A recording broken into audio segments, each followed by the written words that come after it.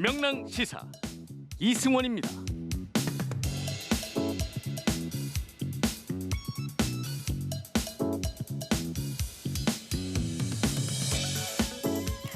일 년 전 오늘 중국 후베이성 우한에서 국내에 들어온 30대 중국인이 코로나19 확진 판정을 받았죠. 국내 첫 사례로 기록됐습니다. 이후 1년이 흘러서요. 오늘 0시 기준으로 국내 코로나 누적 확진자는 7만 3,500명을 넘었고요. 누적 사망자는 1,300명이 됐습니다.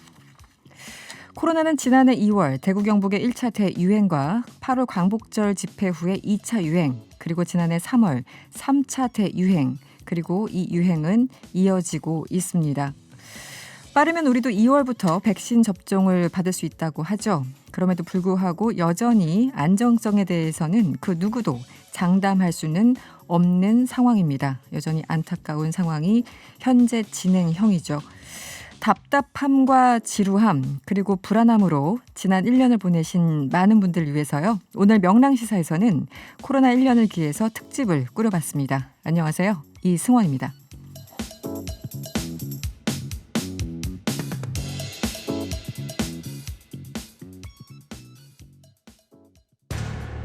신종 코로나 바이러스 감염자가 국내에서 처음으로 국내에서 두 번째 신종 코로나 바이러스 중국인들의 입국을 다 막아서 감염병 유입을 막아야 한다. 지켜주시고 보호해주십니다. 대구 경북 지역에서 코로나19 확진 환자가 하루 사이에 누적 확진자는 1,595명, 대구에서만 확진자가 1,000명이 넘었습니다. 어제 코로나19 국내 신규 확진자는 27명으로 최근 일주일 동안 30명 안팎을 계속 정광훈 목사가 이끄는 사랑제일교회에서도 코로나19 확진자가 5명 나왔습니다. 전 목사는 내일 광복절에 4만여 명이 모이는 바이러스가 감염되어서 내가 생명이 끝난다 할지라도 오늘 0시 기준으로 하루 확진자가 288명인데 깜깜이 환자가 급증하고 있습니다. 방역당국은 코로나19 3차 대유행을 수도권 공식화했는데요. 거리 두기를 2.5단계로 추가로 격상했습니다. 현행 거리 두기 단계는 2주 더 연장하기로 했습니다.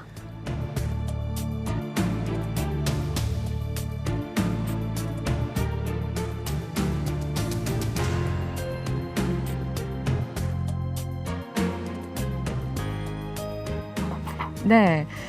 2020년 1월 20일 대한민국에서 처음으로 코로나19 확진자가 발생한 날입니다. 딱 1년이란 시간이 흘렀죠. 우리 일상 속에서 정말 많은 것들이 달라졌고요. 많은 변화가 있었습니다. 또 여전히 풀어야 될 숙제들도 산적해 있는데요. 오늘 명랑시사에서는 코로나19와 함께 1년을 돌아보는 시간, 그리고 앞을 전망해보는 시간을 가졌습니다. 그래서 특별한 분들을 함께 모셨어요. 그동안 전화 인터뷰로 자주 만나 뵀었죠. 김호랑 국립암센터 예방의학과 교수 나오셨습니다. 어서 오세요. 안녕하세요. 네, 반갑습니다. 그리고 의사 출신이시자 이 보건복지위원회 소속이시죠. 신현영 더불어민주당 의원도 나와주셨어요. 어서 오세요. 안녕하세요. 신현영입니다. 네, 반갑습니다. 그리고 명랑시사 늘 우리 시간을 지켜주신 분이죠. 정상근 기자 어서 오세요. 네, 안녕하십니까. 네. 오늘 최고의 전문가 두 분과 실제 코로나가 무엇인지 경험까지 한 정상근 기자까지 우리는 확진자 대표로 모든 걸 말해줄 거예요. 그래서 이 세 분이 나와 계시니까 여러분들이 어떤 질문을 주셔도 다 대답이 가능합니다. 이 자리에서 유튜브 채널에서 보이는 라디오로 지금 함께 하실 수 있고요. 여러분의 의견 언제나 기다리고 있죠. 무료로 이용할 수 있는 TBS 앱이나 짧은 문자 50원, 긴 문자 100원이 드는 샵 0951번으로 여러분의 의견이나 생각들 많이 보내주세요. 벌써 1년이 지났는데 교수님 벌써 1년입니까? 어느덧 1년입니까? 앞에 어떤 수식어와 부사를 좀 쓰고 싶으세요? 어느덧 1년입니다. 어느덧 1년? 네, 돌아서니 1년이 지난 것 같아요. 네. 그러니까 너무 이제 일상적으로 매일매일 급박하게 뭔가 상황을 보셔야 되고. 월요일 시작하고 나서 돌아서면 그 다음 주 다시 월요일 되는 것 같아요. 주말도 없고 주중도 없고. 사실 코로나19 시작했을 때 이게 이렇게 오래 이렇게 큰 규모로 전 세계적으로 갈지 몰랐잖아요. 그렇죠. 네. 그리고 또 신현영 의원님과 저는 특별한 인연이 있죠. 작년 2월에 제가 TBS TV의 그 코로나 특집으로 잠깐 진행을 했었어요. TV에 나가서. 그때 이제 처음 뵀었는데 뭐 얼마 가겠냐 이런 느낌으로 방송을 했던 기억이 있어요. 예. 그때 신현영 의원을 뵀는데 지금 또 뵙고 있어요. 1년이 지났는데. 예. 그러니까 어떤 코로나 2년이라고 하는 거죠, 이런 걸. 그렇죠. 코로나 2년으로. 예. 어떠십니까? 1년 보내고 나서. 벌써 1년이 됐냐라는 벌써. 생각을 하면서 사실 일본 환자가 우리나라에 입국했었을 시절이 생각이 나더라고요. 당시에는 우리가 코로나 바이러스가 뭔지 모르니까 상당히 긴장감을 가지고 그렇죠. 실제로 병원에서 환자를 봤었던 그 긴장감 아직도 생생합니다. 그렇죠. 네, 1년이. 그리고 브리핑만 하다가 어느 순간 확진자가 돼가지고 우리 정상근 기자 어떻습니까? 지난 1년이 누구보다 좀 색다를 것 같기도 하고 남다를 것 같기도 하고 그렇습니다.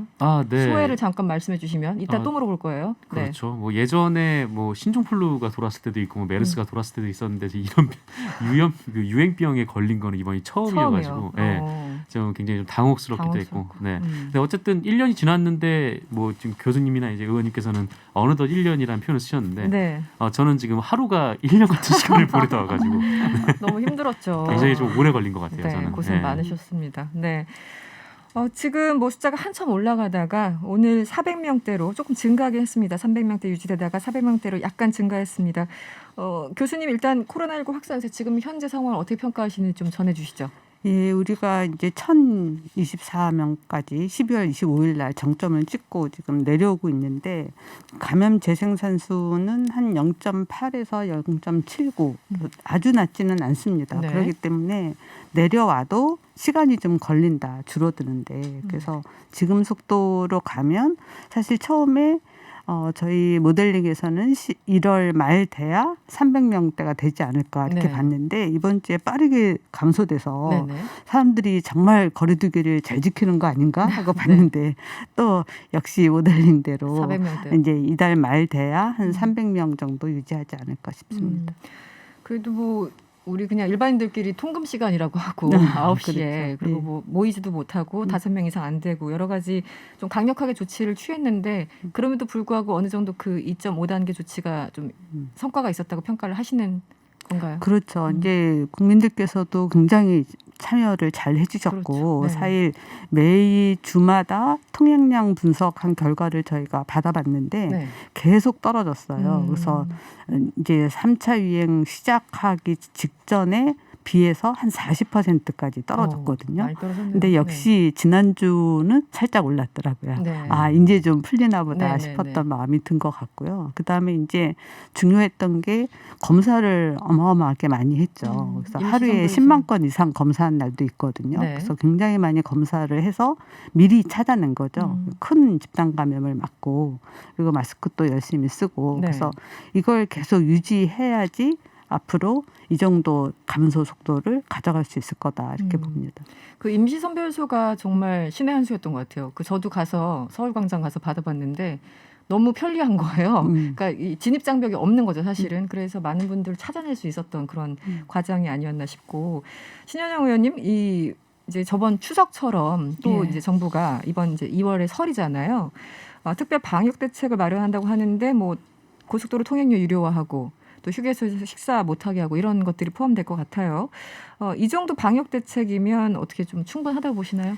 예, 지금 추세면 우리가 2월 달에는 조금 더 떨어질 수 있겠다라는 기대감을 갖고 있긴 한데 또 일각에서는 전문가들께서는 또 구정 전에 4차 유행에 대한 경고를 하고 계시는 만큼 우리가 계속해서 지금으로서는 좀 긴장감 가지고 대응을 해야 되는 상황이다. 그러면서 보통 우리가 이때까지의 그런 여러 가지 증가 곡선을 보면 휴일이거나 뭔가 방학이거나 이럴 때 조금 느슨해지면서 올라가는 경향이 있었죠. 예, 이런 것들에 대해서 우리가 경각심을 얘기하면서 정부 당국에서는 그런 방역 대책을 유지하는 게 적절하다라고 판단을 하고 있습니다. 4차 유행.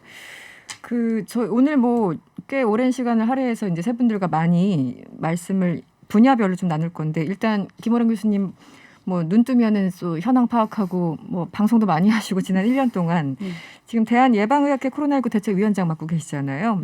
정부의 방역 활동을 좀 객관적으로 평가를 해주시면 뭐 잘한 것도 있을 테고 또 못한 것도 있을 텐데 어떻게 평가하십니까? 그렇죠. 이제 기존의 메르스 때하고 비교하면 정말 이제 잘했다고 얘기할 수 있고요. 특히 이제 이번에 좀 달랐던 것은 이제 이런 민간 뭐 전문가라든지 또 지역에서 나오는 다양한 새로운 시도나 아이디어를 그래도 굉장히 잘 받아들여서 네. 그때그때 활용을 했다 하는 거는 굉장히 잘한 것 같고 또 이제 중대본이 만들어지면서 매일 총리가 이제 참여하는 그런 회의를 하면서 지자체의 의견도 네. 상당히 잘 받아들여져 가지고 그런 부분이 빠르게 이제 정리가 된 부분이 사실 왜냐하면 신종감염병 우리가 모르잖아요. 그렇죠. 그래서 사실 오늘까지 알고 있는 지식으로 이렇게 하자고 했지만 바로 내일 바뀔 수 있는 거거든요. 근데 그런 부분에 대해서 많이 이해를 해 주시고 받아들여 주셔서 그건 굉장히 잘한 것 같은데 이제 그럼에도 불구하고 좀 아쉬운 부분은 네. 메르스 때는 의료 감염이었기 때문에 병원 내의 감염을 어떻게 줄일 네. 것인가에 대한 고민은 많이 했는데 이번엔 다 지역사회 감염이었잖아요. 그리고 환자 수도 비교할 수 없을 만큼 컸고요. 그렇죠. 그러다 보니까 의료 대응에 있어서 공공의료에 대한 이야기는 많았는데 계속해서 제대로 해놓지 못한 것이 이번에 다 드러났거든요. 네. 그래서 그 부분이 너무 아쉬웠고 또 인력의 부족에 대한 문제도 계속 지적돼 왔던 부분인데 계속 외면하고 있었어요. 네. 근데 그 부분이 이번에 이제 완전히 제대로 터져가지고 참 어려웠는데 이 부분에 대해서 정말 올해 안에는 뭔가 확실하게 해결을 좀 하고 나가야 되지 않을까 싶습니다. 그동안 사실 이제 공공의료, 뭐 공공병원 그 돈만 나가고 도대체 무슨 필요가 있냐, 막 없애자 이렇게 주장하시는 분들도 있었는데 사실은 이런 큰 계기를 통해서 다시 한번 이제 각성하는 계기가 또 된 것 같기도 하고요. 신혜영 의원님께서는 또 의사 출신이시고 실제 뭐 그 봉사활동도 하시고 병원에 직접 가서 이제 여러 가지 현장의 얘기를 들으셨을 텐데요. 뭐 의료 대응 시스템이랄까요? 그동안 1년 동안 좀 이제 더불어민주당이니까 잘한 거 말고 좀 못한 거를 얘기를 해주시면 어떻습니까? 우선은 국회에서 보니까 네. 참 이 코로나를 가지고 보건의료 정책을 어떻게 수립해야 될까 또 국민들이 안전하게 어떻게 대응할 수 있을까에 대한 고민보다는 사실은 코로나 정치화되고 있는 모습을 봐서 사실 실망스러웠습니다. 네, 이런 네. 코로나 정쟁 하느라 국회에서는 소모전이 상당히 많이 있었죠. 네. 그러면서는 국민들께서도 그런 부분이 아쉬움이 있었지 않았을까라는 생각을 하고요. 정부 대응에 있어서 여러 가지 뭐 장점과 단점도 있겠지만 네. 처음부터 완벽할 수는 없었다. 근데 그래도 정부와 계속 뭐 당정 소통을 통해서 보면 그런 여러 가지 의견들이 계속 보완이 되고 그리고 업그레이드 되는 노력들이 있었기 때문에 저는 그런 부분에서의 정부의 그런 대응은 정말 나름의 그런 현장에서 최선을 다하는 모습을 봤다. 하지만 아쉬운 점이라고 하면 네. 여러 가지 정부가 이런 코로나 확진자에 대응을 할 때 단기 대안에 대해서는 빠르게 대응을 하긴 하지만 네. 장기적인 큰 그림에서의 대응이 좀 아쉬웠던 부분이 있고요. 네. 그러면서는 1, 2차 유행을 겪으면서 우리가 3차 유행을 준비했어야 되는데 그러면서 미리 여러 가지 중환자실에 대한 것 네. 아니면 의료 인력 부분 이런 것들이 사실은 예, 미리 준비하지 못해서 그런 조금은 실기했던 부분 이런 부분들이 아쉬웠던 건 사실입니다. 네. 정상근 기자는 직접 우리나라 방역 시스템을 이제 경험을 했기 때문에 경험자로서 네. 경험자가 참 좋은 게 할 말이 굉장히 많아요. 그리고 또 그렇죠. 네, 네. 얘기하면 그게 다 맞는 얘기처럼 들리기도 하고 네. 어떤 게 가장 이 시스템은 정말 좋았다 혹은 이건 조금 아쉬웠다 구멍이 뚫렸다 어떤 게 있었을까요? 이 취재만 하고 싶었는데 경험을 그러니까요 안타깝게. 네. 근데 뭐랄까 이게 제가 확진됐을 때가 우리나라 이제 3차 유행이 이제 거의 정점에 다다랐을 때, 그러니까 하루에 1,000명씩 나왔을 때 그때 제가 확진 판정을 받아서 그래서 좀 걱정을 했었어요. 이게 뭐냐면 지자체에서도 그 인력이 한계가 있을 텐데 제가 확진된 이후에 불과 며칠 만에 제가 이제 200 몇십 번 확진자였는데 그 구에 네. 지자체에 네. 그런데 제가 나온 이후에 불과 며칠 사이에 300번이 넘어갈 정도로 굉장히 빠르게 늘어났었거든요. 그래서 이게 확진자들에게 뭐랄까요? 하여튼 뭐 생활치료센터도 가야 되는데 뭐 이게 병상이 부족하다라는 얘기도 있고 그래서 좀 걱정이 됐었는데 네. 그래도 비교적 빠르게 좀 생활치료센터로 이동을 했고 네네. 또 방역도 빠르게 좀 이루어졌더라고요. 그래서 뭐 하여튼 많은 분들이 좀 고생을 하고 계시고 또 그만큼 뭐 잘 이루어진 것 같다라는 생각이 좀 드는데 네. 근데 한편으로 좀 아쉬웠던 점은 뭐 아무래도 좀 바쁘시다 보니까 뭐 그러셨을 것 같은데 확진이 되고 나서 제가 받을 수 있는 정보가 사실 좀 많이 없었어요. 그래서 생활치료센터에 가면은 뭐 어떻게 생활이 되고 물론 굉장히 가보니까 단순한 생활이었지만 그리고 또 또 어떻게 뭘 이제 챙겨가야 되는 거고 또 네. 나오면은 또 언제 나올 수 있는 거고 좀 이런저런 정보들이 좀 많이 부족했던 것 같아서 네, 그 부분은 뭐 그거는 이제 뭐 그 당국뿐만 아니라 좀 언론 보도도 좀 그쪽에 확진자들이 이미 많이 나온 상태니까 좀 그 부분에서도 좀 정보를 제공했었으면 좋았을 뻔했다라는 생각이 좀 들었습니다. 꼼꼼한 정보 제공이 좀 부족했다. 네네. 이런 말씀 많이 들으셨습니까, 교수님께서? 예, 그렇습니다. 네네. 저희도 사실 확진자하고 접촉자에 대해서 연구용으로 계속해서 온라인 서베이 같은 걸 하고 있는데 네. 거기에 지금 이제 필요한 부분이 뭐냐 그러면 많은 부분이 정보 부족. 그다음에 인권을 좀 챙겨줬으면 좋겠다. 네. 확진자에 대해서. 네. 특히나 확진자에 대한 어떤 낙인이라든지 끝나고 난 다음에 다시 직장으로 돌아가는데 어려움이 있다든지 맞아요. 이런 네. 부분에 대한 호소가 많이 있었습니다. 알겠습니다.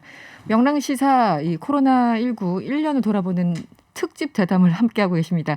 저희 잠시 교통정보 듣고 와서요. 이어가도록 하겠습니다. 네, 코로나19 1년을 맞아서 전문가들과 함께 특집 시간 이어가고 있습니다. 지금 김호란 교수님 계시고요. 신현영 더불어민주당 의원님 계시고 정상근 기자까지 3명이 함께 얘기를 하고 있습니다. 앞으로 또 이제 지금 1년을 어쨌든 뭐 어떻게 표현해야 될까요? 버텨왔다. 지금 버티기도 힘든 상황인 분들도 워낙 많지만 어쨌든 버텨왔고 그럼에도 불구하고 앞이 그렇게 밝지는 않은 것 같아요. 앞으로 숙제들이 참 많아서. 일단 김호란 교수님 앞으로 4차, 5차 대유행 뭐 언제든지 올 수 있다라는 얘기를 아까 신현영 의원님도 하셨는데 어떤 걸 좀 대비를 해야 될까요? 예, 우리가 사실 1차, 2차, 3차를 겪을 때 전부 다 예상하지 못했던 유행이었습니다. 네. 그러니까 신천지도 그랬고 네. 또 어떤 집회가 생긴다는 것도 그랬고 그다음에 3차 유행에서 소규모 유행부터 시작해서 사실 지금 그 BTJ 열방센터가 큰 역할을 했을 것으로 보이는데 아직 확인이 안 됐지만 네. 규모가 이렇게 커질 수 있다는 거를 저희가 상상을 못했거든요. 그래서 저희가 이야기하면서 4차 유행이 올 건 확실한데 또 어떤 모습으로 이게 시작될지는 네. 정말 감을 잡기가 어렵다. 그렇지만 우리가 지금까지 겪어왔던 걸 생각해 보면 역시 요양병원이나 종교 집회나 사람들이 많이 모이는 게 네. 가장 큰 위험 요인이 되지 않을까 생각하고 있습니다. 네. 의원님 뭐 요양병원, 구치소, 종교 집단 이제 계속 문제들이 집단 감염의 어떤 주 원인이 되고 있고 또 앞으로 또 다른 또 유형이 될 수도 있고 또 문제는 지금 말씀하신 열방센터 같은 데는 아예 검사를 안 받고 막 잠적해버리고 이러니까 앞으로 방역이 더 힘들어지지 않을까 이렇게 우려하시는 분들이 있습니다. 어떻게 보십니까? 그래도 저는 지금 우리의 그런 여러 가지 시행착오를 통해서 여러 가지 지침들이 업그레이드 되고 있다고 생각을 하거든요. 네. 그런 면에서는 우리가 알고 있는 집합 시설이나 이런 요양병원이나 아니면 집단 시설이나 구치소 이런 데서의 정기 검사들을 조금 더 강화하는 방안으로 네. 빠르게 찾을 수 있는 보안 방법들이 이제는 적용이 되고 있는 상황이고요. 또 우리가 올해 2021년은 적어도 작년과는 다른 방역 시스템이 돼야 된다고 생각을 합니다. 네. 국민들한테도 약간의 그 희망을 드리고 싶긴 한데요. 네. 그래도 우리가 이제는 국내산 치료제도 나오고 또 백신도 조만간 도입이 될 것이고 이렇게 되면 아무래도 방역 시스템에 변화가 있지 않으면 우리 국민들이 많이 어려워하실 것 같습니다. 더더욱이. 네. 그런 면에서는 현장의 목소리를 조금 더 반영할 수 있는 방역 지침이 나와야 될 것 같다. 그러면서 저희가 이름을 붙이자면 상생 방역, 네. 소통 상생 방역, 네. 예, 이렇게 얘기를 하고 싶은데요. 여러 전문가분들의 또 의견을 취합해서 실제로 지금 집합시설마다 여러 가지 그런 셧다운 때문에 네. 어려워하고 있는 헬스장이나 아니면 여러 가지 유흥주점이나 다양한 그런 집합소들이 있잖아요. 그 집합소들을 무조건 닫는 게 아니라 이제는 백신 접종 후에는 우리가 생활을 할 수 있다. 바이러스와 더불어 살 수 있는 어떤 삶이 우리가 방역 규칙을 준수하면서 살 수 있는 삶이냐에 대해서 현장에서의 목소리를 담고 그것을 방역 지침에 담을 수 있는 그런 소통 창구나 시스템이 있어야 된다. 그런 면에서 국회도 역할을 해야 된다고 생각하고요. 국회에서 어떤 얘기가 지금 오고 가고 있나요? 예, 실제로 어제도 그런 간담회들이 있었는데 네. 그런 여러 가지 집합시설의 업소장들이 너무 어려움을 호소하시면서 뭐 그렇죠. PC방도 그렇고 헬스장도 그렇고 여러 가지 단체들께서 많은 그런 현장의 목소리들을 들어달라고 요청하십니다. 사실은 들어주는 것만으로도 너무 고마워하긴 하는데요. 이제는 그것뿐만 아니라 이런 집합 금지를 국가에서 하면 그거에 대한 보상을 충분히 해줄 수 있는 그런 법적 근거도 필요하고요. 네. 그런 예산도 마련을 해야 되고요. 네. 이런 것들에 대해서 국회에서도 상당히 많은 고민을 하고 있다는 걸 말씀을 드리겠습니다. 네. 지금 K 방역에 대해서 이제 어쨌든 1년이 지나왔고 앞으로 또 어떤 일들이 펼쳐질지 모르겠는데 그동안 K 방역에서 의료진의 노고를 빼놓을 수 없어요. 이분들이 없었으면 우리가 버틸 수가 없었을 것 같고 네네. 이 최전선에서 계셨던 분이죠. 그러니까 이분들이 번아웃이 굉장히 심각하고 더 이상은 못하겠다 이렇게 나오시는 분들이 굉장히 많아요. 최근에도 이 간호사들 시위가 있었잖아요. 정상근 기자. 네, 이 민주노총 공공운수노조 산하의 그 의료연대 본부가 어제 서울 중구 서울시청 앞에서 기자회견을 열었는데 정부가 K방역 성공 신화라고는 하지만 이 현장에서 간호사들의 인력 부족이 여전하다. 네. 또 기준을 마련해달라 이렇게 요구를 했습니다. 그리고 지난 14일에 이 보라매 병원 간호사의 이 K방역은 매일 무너지고 있습니다라는 이 편지가 공개가 되기도 했었는데 그렇죠. 네. 주요 내용은 뭐 인력이 부족하다라는 내용과 함께 그런 뭐 당국에 계속 SOS를 쳤는데 이렇게 번번이 거부당한다 뭐 이런 취지의 내용이 있었고요. 네. 이에 대해서 정세균 총리가 이 간호사님들의 이 처우 개선 요구는 정당하며 또 국민 생명을 위한 헌신에 지원을 마땅히 정부가 책임져야 할 것이다 이렇게 답을 하기도 했습니다. 네. 뭐 두 분 교수님도 그렇고 의원님도 그렇고 뭐 누구보다 의료진들의 얘기를 가까이서 들으시고 어떤 힘든 점이 있는지 많이 이제 경청해 오셨을 텐데 지금 교수님 가장 의료진들이 힘들어하는 부분이 어떤 걸까요?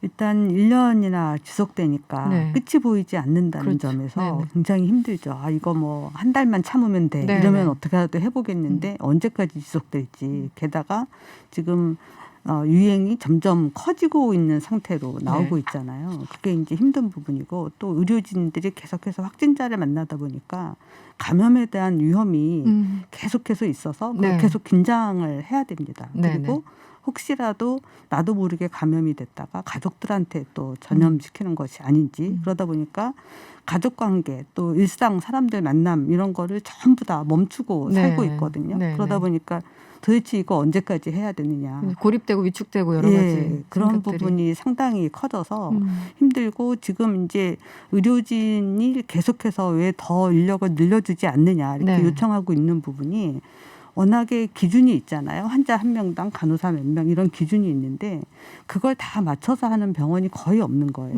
항상 부족하게 돌아가고 또 이렇게 일이 힘들다 보니까 그만두시는 분들이 자꾸 나가는데 새로운 이제 충원은 잘 안 되는 거죠. 네. 그러다 보니까 점점 더 인력이 부족해지고 사실 3차 유행 때에서는 힘들었던 부분이 뭐냐면 거의 많은 의료기관들이 내부적으로 감염자가 나오거나 접촉자가 나오면서 의료진 자체가 자가격리 들어가는 일들이 많이 생겼습니다. 네. 그러다 보니까 그 인력을 누군가가 대신해야 되잖아요. 그러니까 그런 부분도 상당히 어려운 일 중에 하나였습니다. 네. 실제로 현장에 가보니까요. 네. 이 환자의 중증도에 따라서 의료인이 투여해야 되는 그 에너지와 긴장도가 상당히 다른데 생활치료센터 같은 경우에는 대부분이 비대면 진료를 하고 있고요. 네, 네. 또 일반 확진자 병동에서는 필요한 경우에 들어가서 그렇게 진료를 하거나 치료를 하거나 처치를 하는 그런 식으로 진행이 되고 있는데 가장 어려운 거는 중환자 병동입니다. 네. 의료 인력이 많이 또 투입돼야 되잖아요. 그리고 더더욱이 어려운 거는 중환자 진료를 할 수 있는 의사와 간호사 인력들은 네. 매우 제한돼 있다는 거죠.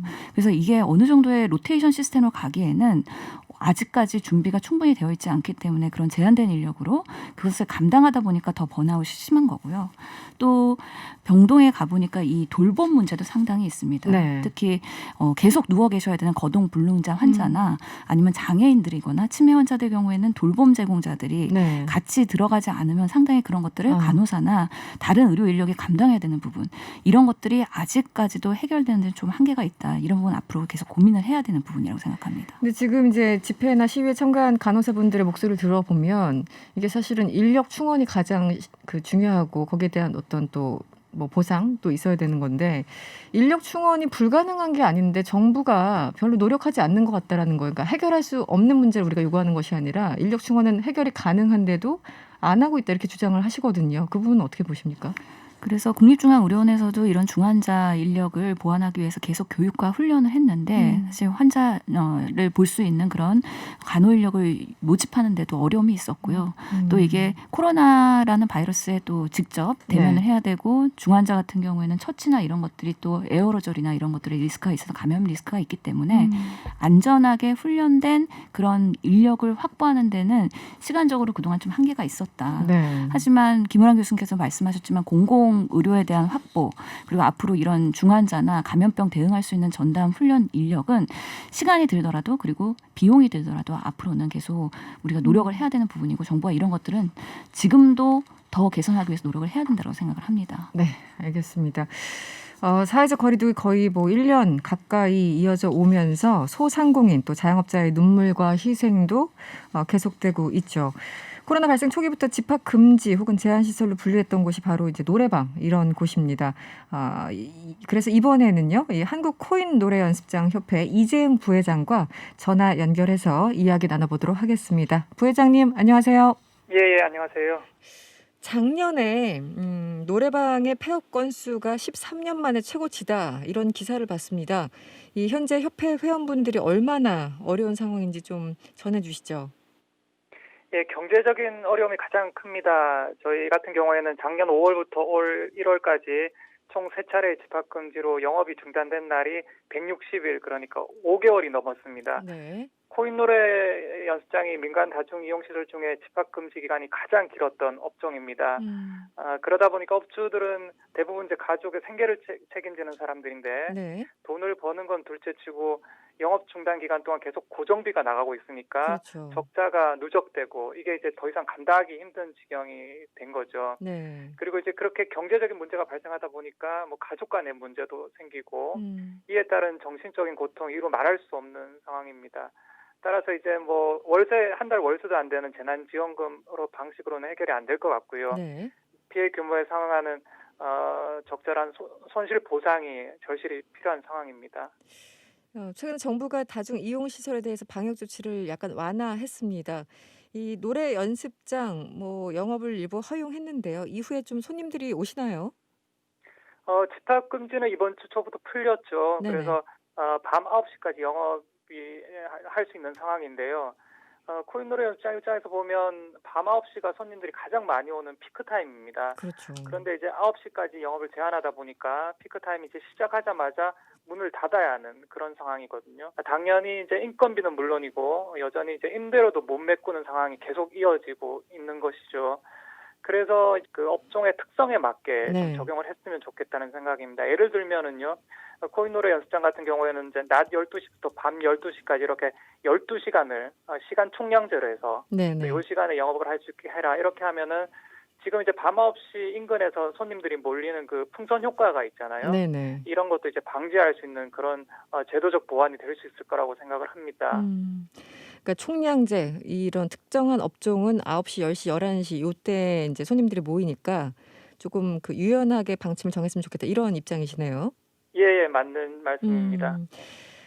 지금 가장 시급한 문제 여러 가지 가장 비용이 늘 나가고 이런 것들 벌써 한 몇 개월 동안 고통받고 계신데 정부로부터 가장 좀 시급하게 이건 좀 해줬으면 좋겠다 하는 부분이 어떤 부분입니까? 지금 말씀하신 그 시간적인 유연성 말고는요. 두 가지인데요. 첫 번째는 피해 규모에 상응하는 적절한 손실 보상이 필요합니다. 그러니까 이제 재난지원금을 줬다고 생각해서 많은 분들이 어느 정도 이제 도움이 되지 않겠냐 이렇게 말씀을 하시는데 사실은 재난지원금은 저희의 피해 규모의 한 10분의 1도 안 되는 상황이거든요. 그래서 실제로 피해가 어느 정도인지 좀 면밀히 조사할 필요가 있고 그 조사를 끝낸 후에는 거기에 상응하는 적절한 손실 보상이 필요한 겁니다. 두 번째는 이제 방역 수칙에 관련되는 부분인데요. 이렇게 밤 9시까지 제한하는 부분이라든지 아니면 시설별로 인원을 제한한다든지 그런 것들은 사실은 열어줘도 의미 없는, 그러니까 영업 매출이 안 올라가는 상황이기 때문에 집합 금지가 연장이 되고 있다랑 마찬가지 효과이거든요. 그래서 그런 부분도 실제적으로 그 매장의 특성에 맞게 방역 수칙에 대한 좀 탄력적인 적용을 정부에 좀 요청하고 싶습니다. 지난 18일에 이제 지금 말씀하신 두 가지 문제 중에 하나인데 바로 이제 손실 보상 문제요. 서울시와 각 구청장을 상대로 약 25억 원 규모 손실보상 청구 소송을 제기하겠다고 밝히셨는데 소송을 지금 시작을 하신 건가요? 아직은 아니신가요? 진행을 시작을 했습니다. 아, 그렇군요. 예. 그 25억 원 규모로 알고 있는데 이 같은 이제 규모가 어떤 기준으로 책정이 된 건가요? 방역에 협조한 업주들에게 이제 피해 규모에 합당하는 손실을 주는 것은 이제 국가의 그 어떤 시혜가 아니라 국가적인 의무라고 봐야 되는 것입니다. 네. 그런데 이제 정부와 지자체는 감염병 예방법에 손실보상 규정이 없다는 이유로 손실보상에 이제 나서지 않고 있거든요. 네네. 그래서 우리가 이제 소송을 제기하는 이유가 이런 부분이고, 저희가 이제 손실보상에 그러니까 청구액을 산정한 그 근거에는요. 네. 저희가 이제 코인 노래방을 운영하다 보면 이제 임대료 관리비, 뭐 노래방 기기 업데이트 비용, 저작권료, 숨만 쉬어도 나가는 고정비가 있습니다. 그래서 이제 이거를 평균적으로 계산을 해보면 고정비가 한 600만 원 정도 되고요. 네. 매장당 손실 규모가 월 1,000만 원 정도 되고. 월 1,000만 원이요? 예. 그래서 5개월이라는 기간을 계산해 보면은 매장당 한 5천만 원 정도의 청구 금액이 이제 발생을 한 겁니다. 그래서 25억 원 규모. 그 표현대로 숨만 쉬어도 나가는 돈들이 고정 비용들이 있죠. 이게 가장 힘들게 하는 부분인데 서울시는 지난해요. 이 5월이었죠. 이 전수조사할 당시에 한 40% 이상의 코인 노래방이 방역 수칙을 지키지 않았다. 그래서 어쩔 수 없었다. 이렇게 설명을 하고 있습니다. 여기에 대해서 협회는 어떤 입장이신가요? 예, 그 부분은 서울시의 일방적인 주장에 불과합니다. 이번 소송이 나오니까 소송에 대비해서 여론을 호도하려는 움직임으로 판단을 하고요. 저희는 뭐 그런 미준수 그 사례를 인정할 수가 없습니다. 있으면은 뭐 법정에서 근거를 대라 이렇게 말씀드릴 수밖에 없는 상황이고요. 그 이 44%라는 게 아까 말씀하신 것처럼 그 실질적으로 와서 조사를 하고 방역 수칙이 어겨졌는지를 뭐 엄중하게 판단한 것이 아니라 그냥 와서 눈으로 대충 보고 갔다라는 뭐 이런 의미이신가요?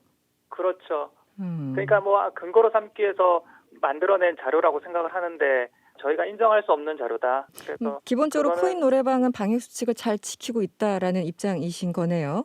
최근 8개월 동안 네. 코인 노래 연습장에서는 단 한 명의 확진 사례도 발생을 하지 않았습니다.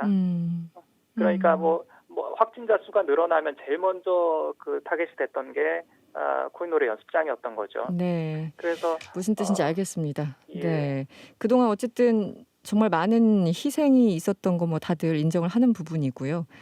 오늘 그래서 실질적으로 구체적으로 어떤 사례가 있었는지 들어보기 위해서 오늘 연결을 했었습니다. 오늘 여기까지 들어야 되겠네요. 고맙습니다. 예, 감사합니다.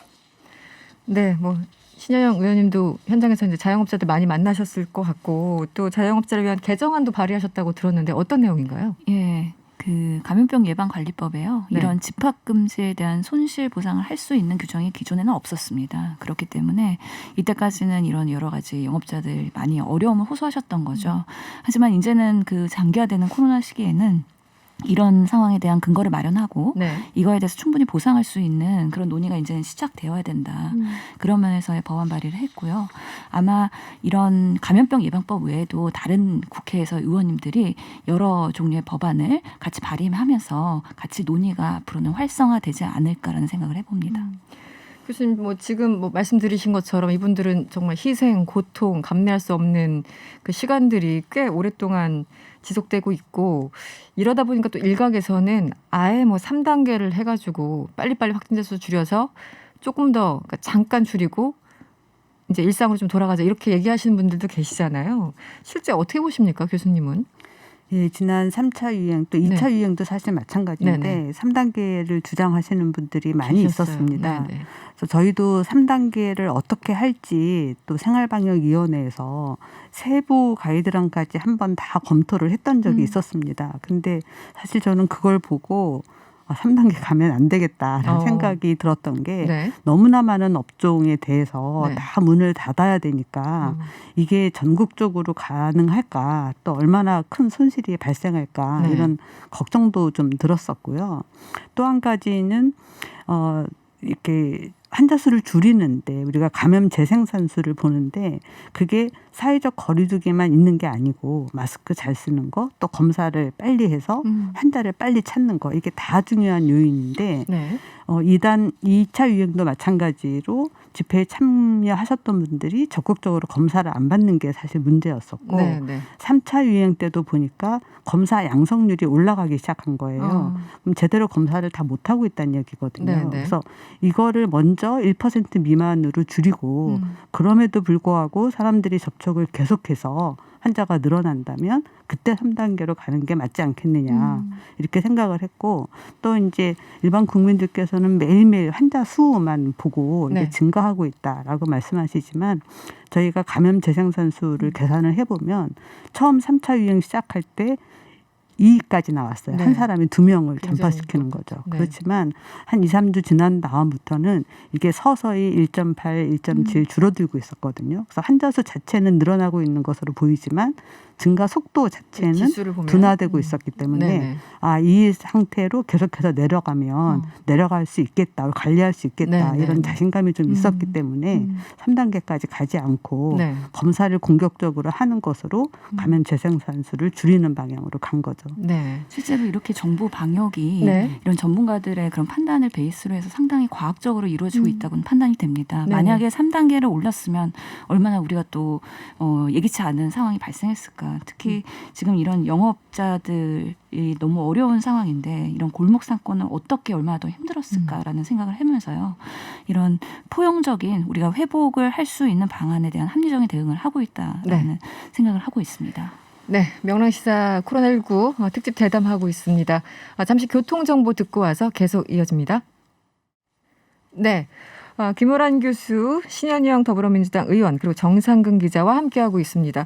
이제 우리 전문가들 나오셨으니까 백신 얘기를 안 할 수가 없는데요. 먼저 정상근 기자, 오늘 정부가 백신을 추가 확보했다는 소식이 전해졌네요. 네, 오늘 노바백스라는 제약회사와 이 코로나19 백신 2천만 명분을 선구매하기 위한 협상을 진행 중이다라는 정부 발표가 나왔습니다. 네. SK바이오사이언스와 노바백스가 협상 중에 있고 계약을 체결을 하면 그 SK바이오사이언스 공장에서 이 코로나19 백신을 생산을 할 예정인데요. 최태원 회장은 이 백신이 허가가 나면 2월 중에도 공급이 가능하다. 그러니까 이거는 뭐 2월 중에 공급하겠다는 말이 아니라 그만큼 이제 준비가 되어 있다라는 입장을 밝히기도 했습니다.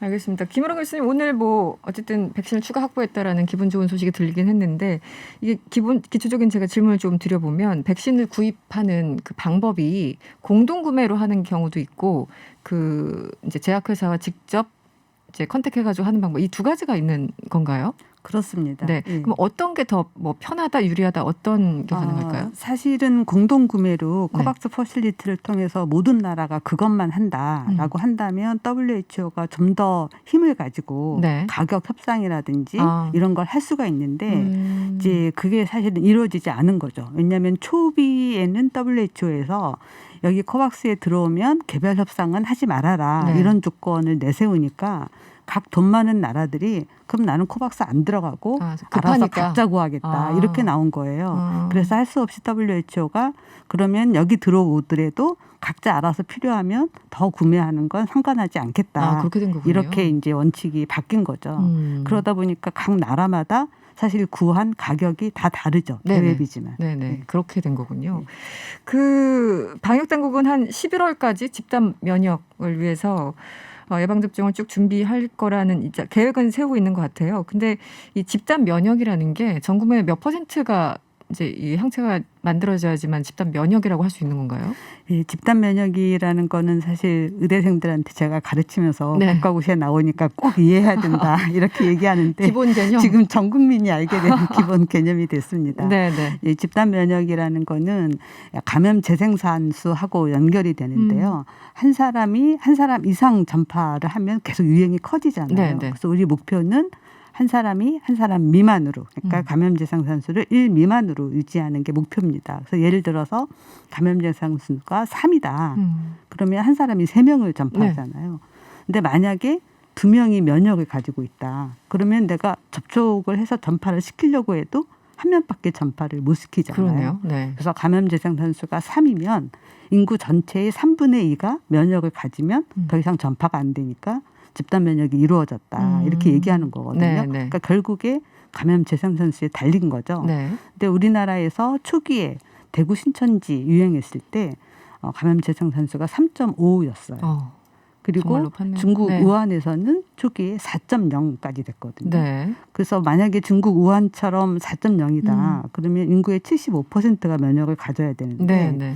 그렇다면 저희가 모델링을 해보면 100% 다 맞아도 백신 효과가 한 80% 정도이기 때문에 네. 그만큼 면역을 갖기가 어려운 어렵다. 상황입니다. 그래서 사실은 이 코로나19 같은 경우 면역학적으로도 그렇고 모델링이나 역학적으로도 그렇고 집단 면역으로 종식은 어렵습니다.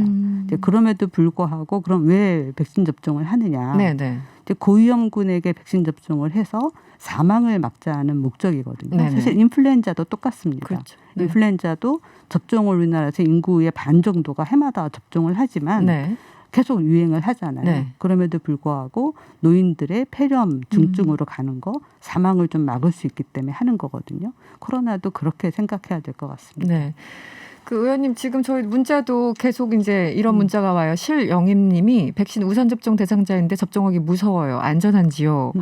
뭐 희동님은 또 일반인은 언제쯤 가능할까? 이제 시기도 그렇지만 특히 이제 여론조사 보니까 좀 젊은 층들은 웬만하면 좀 나중에 맞겠다 이렇게 안전성에 대한 기본적인 불안함이 있어요. 어떻게 보십니까? 저는 개인적으로 지금 미국이나 영국 그리고 다른 해외 사례를 보면서 이제는 좀 맞기에는 신뢰가 간다는 생각이 들거든요. 지금쯤은. 예, 네네. 예. 그리고 되게 많은 데이터가 있고 여러 가지 부작용 이상 사례가 보고되고 있지만 네. 우리가 얼마나 그 예측 가능한 이상 반응인가 그리고 인과관계가 어떤가를 파악하면서 또 우리의 그런 안전한 접종 시스템을 구축하고 있기 때문에 지금으로 봤을 때는 그런 우선 접종 대상자들에게 아직은 우선 접종 대상자를 확정 짓지는 않았습니다. 네네. 큰 틀에서는 공표를 했지만요. 이분들에게 맞았을 때 그런 문제보다는 오히려 네. 이득이 훨씬 크다라고 판단을 하고 있고요. 저도 제 순서가 되면 일반인 접종할 때 뭐 맞으려고 생각하고 있는 만큼 또 우리가 이런 백신에 대한 기대감도 있고 또 이렇게 참여를 했을 때 그런 안전성도 어느 정도 데이터 근거가 있다라고 말씀드릴 수 지금쯤은 싶습니다. 그래도 좀 안심하고 좀 맞을 수 있다. 이런 단계가 됐다라고 네, 저는 보시는. 판단합니다. 그렇군요. 의원님께서 그런데요.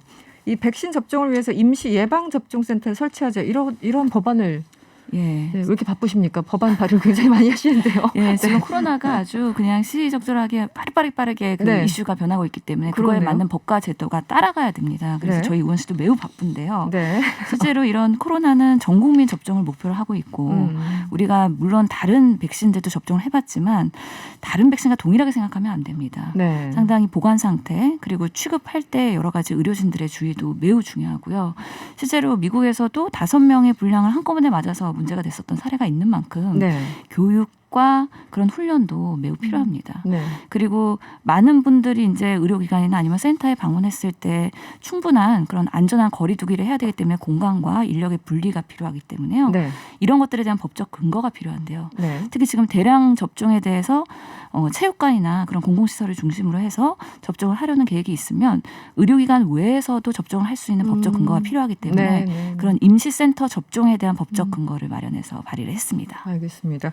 오늘 저희들이 사실 준비한 질문들이 많은데요. 시간이 한 1분밖에 안 남았어요. 김호란 교수님. 마무리하는 정리하는 말씀을 좀 해주시는 게 어떨까요? 올해 1년은 어떻게 좀 나가자. 이건 좀 조심해 보자. 뭐 이런 여러 가지 뭐 희망 섞인 말씀도 좋고요. 다 좋습니다. 네. 올해 1년 내내 백신 접종에 대해서 얘기할 것 같습니다. 백신에 대해서 무조건적인 신뢰도 안 되겠지만 또 무조건적인 불신도 아닐 것 같고요. 네. 그래서 이제 정부에서 발표하는 자료나 또 전문가의 의견에 귀 기울이면서 정보를 수집해서 나름대로 나한테 백신 접종을 했을 때 이득이 더 클 것인지 위험이 더 클 것인지 이제 평가가 필요할 것 같고요. 네. 그 전에 우리한테 가장 안전하고 효과적인 백신이 있습니다. 서로에게 응원해주고 격려해주고 지지해주면 면역학적으로 우리 면역 수준이 높아집니다. 그런 네. 백신을 서로에게 많이 주었으면 좋겠습니다. 네. 벌써 마무리할 시간입니다. 오늘 긴 시간 고생 많으셨고요. 지금까지 김호란 교수, 신현영 의원 그리고 정상근 기자와 함께했습니다. 오늘 고맙습니다. 고맙습니다. 감사합니다. 감사합니다. 네, 저희 3부에서는요. 바이든 시대 몇 시간 뒤면 시작이 됩니다. 자세한 내용 전문가 연결해서 알아보도록 하고요. 또 뜨거운 정치 토론 새 코너를 저희가 마련해봤어요. 영수회담 준비되어 있습니다. 3부에서 뵙겠습니다. 이승원입니다. 이승원입니다. 명랑시사 이승원입니다. 이승원입니다. 명랑 이승원입니다. 이승원입니다. 명랑시사 이승원입니다. 명랑시사 이승원입니다.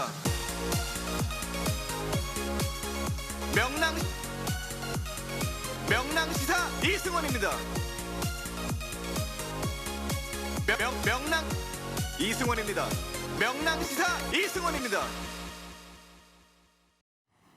명랑시사 이승원입니다. 3부 문을 활짝 열었습니다. 1, 2부 코로나 관련해서 집중적으로 토론을 해봤는데요. 이야기를 나눠봤는데 여러분들 어떻게 들으셨는지 궁금하네요. 문자도 많이 왔어요. 7121번님 모르시는 말씀입니다. 간호사 그리고 의료진도 물론 힘들지만 일선에 있는 사람은 용역직 보안 직원들입니다. 아 그렇죠. 저도 이 기사 봤어요. 그분들은 밤새고 일해도 대우도 못 받습니다. 이렇게 문자 주셨는데요. 맞아요. 보이지 않는 곳에 또 꿋꿋하게 12시간씩 일을 하시는 분들 참 많습니다. 블레스 코리아님은 대중식당에서 식사할 때 대화 금지 캠페인이 필요해요. 이렇게 문자 주셨는데 또 동의하시는 분들도 꽤 계실 거예요. 식당할 때 이제 말을 하게 되면 아무래도 좀 감염의 위험도가 높아지니까. 그런데 마주 앉아가지고 밥만 먹기는 조금 애매하고 참 답답합니다. 8179번님, 김호랑 교수님 1년 동안 고생하셨습니다. 끝날 때까지 응원합니다. 이런 응원 문자 주셨고요. 7944번님, 기나긴 1년이었네요. 하루빨리 코로나에서 벗어나는 시기가 왔으면 좋겠습니다. 조금만 더 버텨봅시다. 네, 여러분 1년 잘 버티셨습니다. 교통정보 잠시 듣고 돌아오도록 하겠습니다.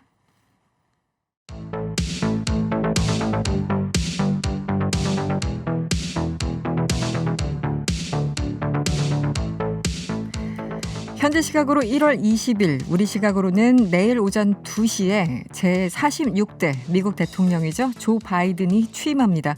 한미 관계에 다양한 변화가 예상되고 있는데요. 국립외교원 김현욱 교수 연결해서 자세한 이야기 나눠보도록 하겠습니다. 교수님 안녕하세요. 네, 안녕하세요. 네, 바이든 당선 그리고 취임식까지 너무나 긴 시간이었던 것 같습니다. 느낌을 보면. 어느 대통령보다 험난한 여정이었는데 교수님 어떻게 지켜보셨습니까? 예, 그러니까요. 네. 당선을 확정 짓는 것도 상당히 오래 걸렸고, 그렇죠. 의외로 트럼프 대통령의 그 표가 상당히 많이 나왔어요. 네. 그래서 거의 상당 많은 주에서 뭐 가까스로 바이든이 이겼고, 그것도 우편투표 때문에 초반에는 지다가 막판에 역전해서 이기는 그러한 것들이 많이 발생을 했기 때문에. 네. 그런 것들, 즉 초반에 트럼프가 우세로 나왔기 때문에 트럼프 지지자들은 뭐 트럼프가 이기는 걸로 생각을 하다가 우편 투표가 개표가 되면서 패배로 기울어졌고 상당히 억울한 마음이 강하겠죠. 근데 거기에 대해서 트럼프가 시인을 안 하고 계속 소송을 하면서 뭐 상당히 미국의 어떤 분열상이 좀 더 격화되는 그러한 상황이었는데, 그렇죠. 네. 상당히 어렵게 취임식까지 왔네요. 네, 역사상 이런 경우가 있는지 여러 가지 그 히스토리를 만들고, 그러니까 나쁜 의미에서 히스토리를 트럼프 대통령이 만들고 가는 것이 아닌가 싶습니다. 역시 우리가 가장 관심을 갖는 게 이제 한반도 정책, 한미 관계는 어떻게 될 것인가, 또 북미 관계는 어떻게 될 것인가 등등인데요. 블링컨 국무장관 지명자, 웬디 셔먼 이제 부장관인가요? 네, 각각 내정자들이 나오고 있는데 전반적으로 외교 안보 라인 보시면 어떻습니까? 평가를 종합적으로 좀 먼저 해주시면. 전통적인 외교 정책을 담당하는 인사들이 이제 자리에 앉은 거죠. 네.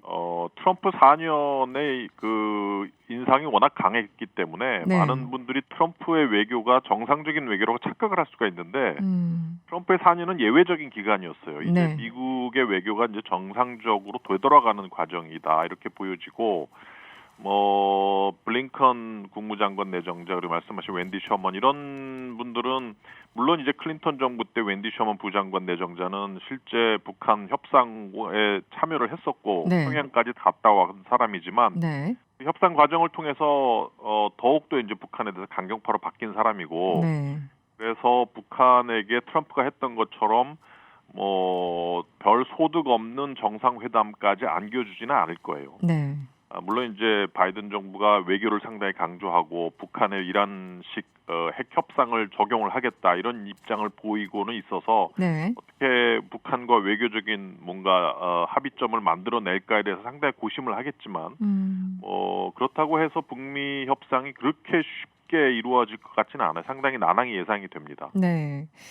블링컨 국무장관 지명자가 앞으로 이제 뭐 대한반도 정책에 있어서 중심에 설 것으로 보이는데요. 물론 이제 셜리번 보좌관도 있지만 블링컨 지명자는 어떤 분인가요? 바이든 그러니까 오바마 정부 때 국가안보 부보좌관을 지냈죠. 네네. 그리고 바이든 후보와 매우 각별한 사람이고, 네. 실제 제이크 설리반 지금 말씀하신 제이크 설리반 국가안보보좌관 내정자와 함께 네. 토니 블링컨 지금 장관 내정자도 이란 핵 협상에 상당히 깊이 개입을 했었어요. 네. 그래서 이제 그 협상안을 지금 북한 쪽에 적용을 하겠다 이렇게 보고 있는 사람이고, 개인적으로는 상당히 엘리트 집안에서 잘 자라난 네.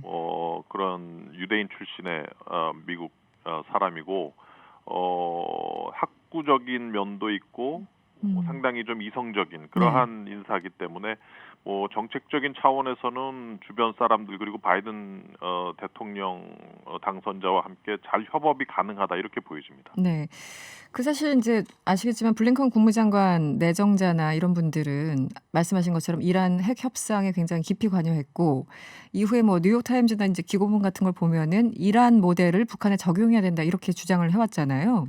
네. 앞으로 좀 전망을 해주시면 어떻습니까?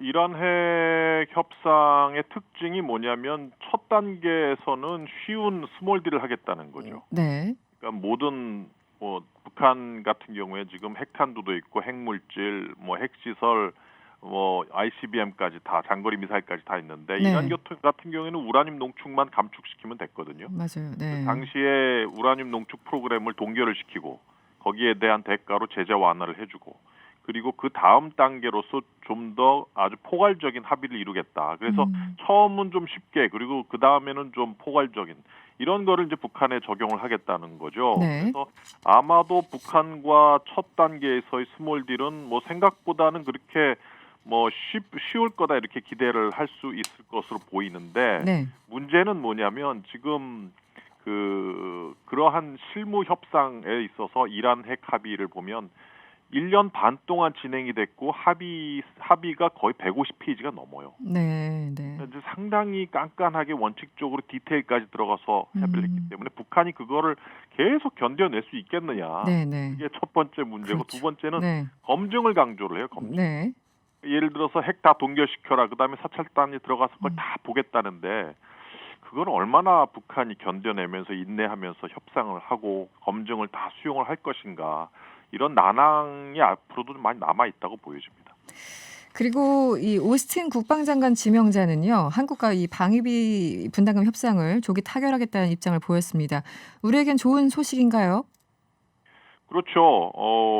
아시겠지만 트럼프 대통령은 동맹을 거의 돈을 뜯어내는 착취하는 그러한 수단으로 생각을 했고 네.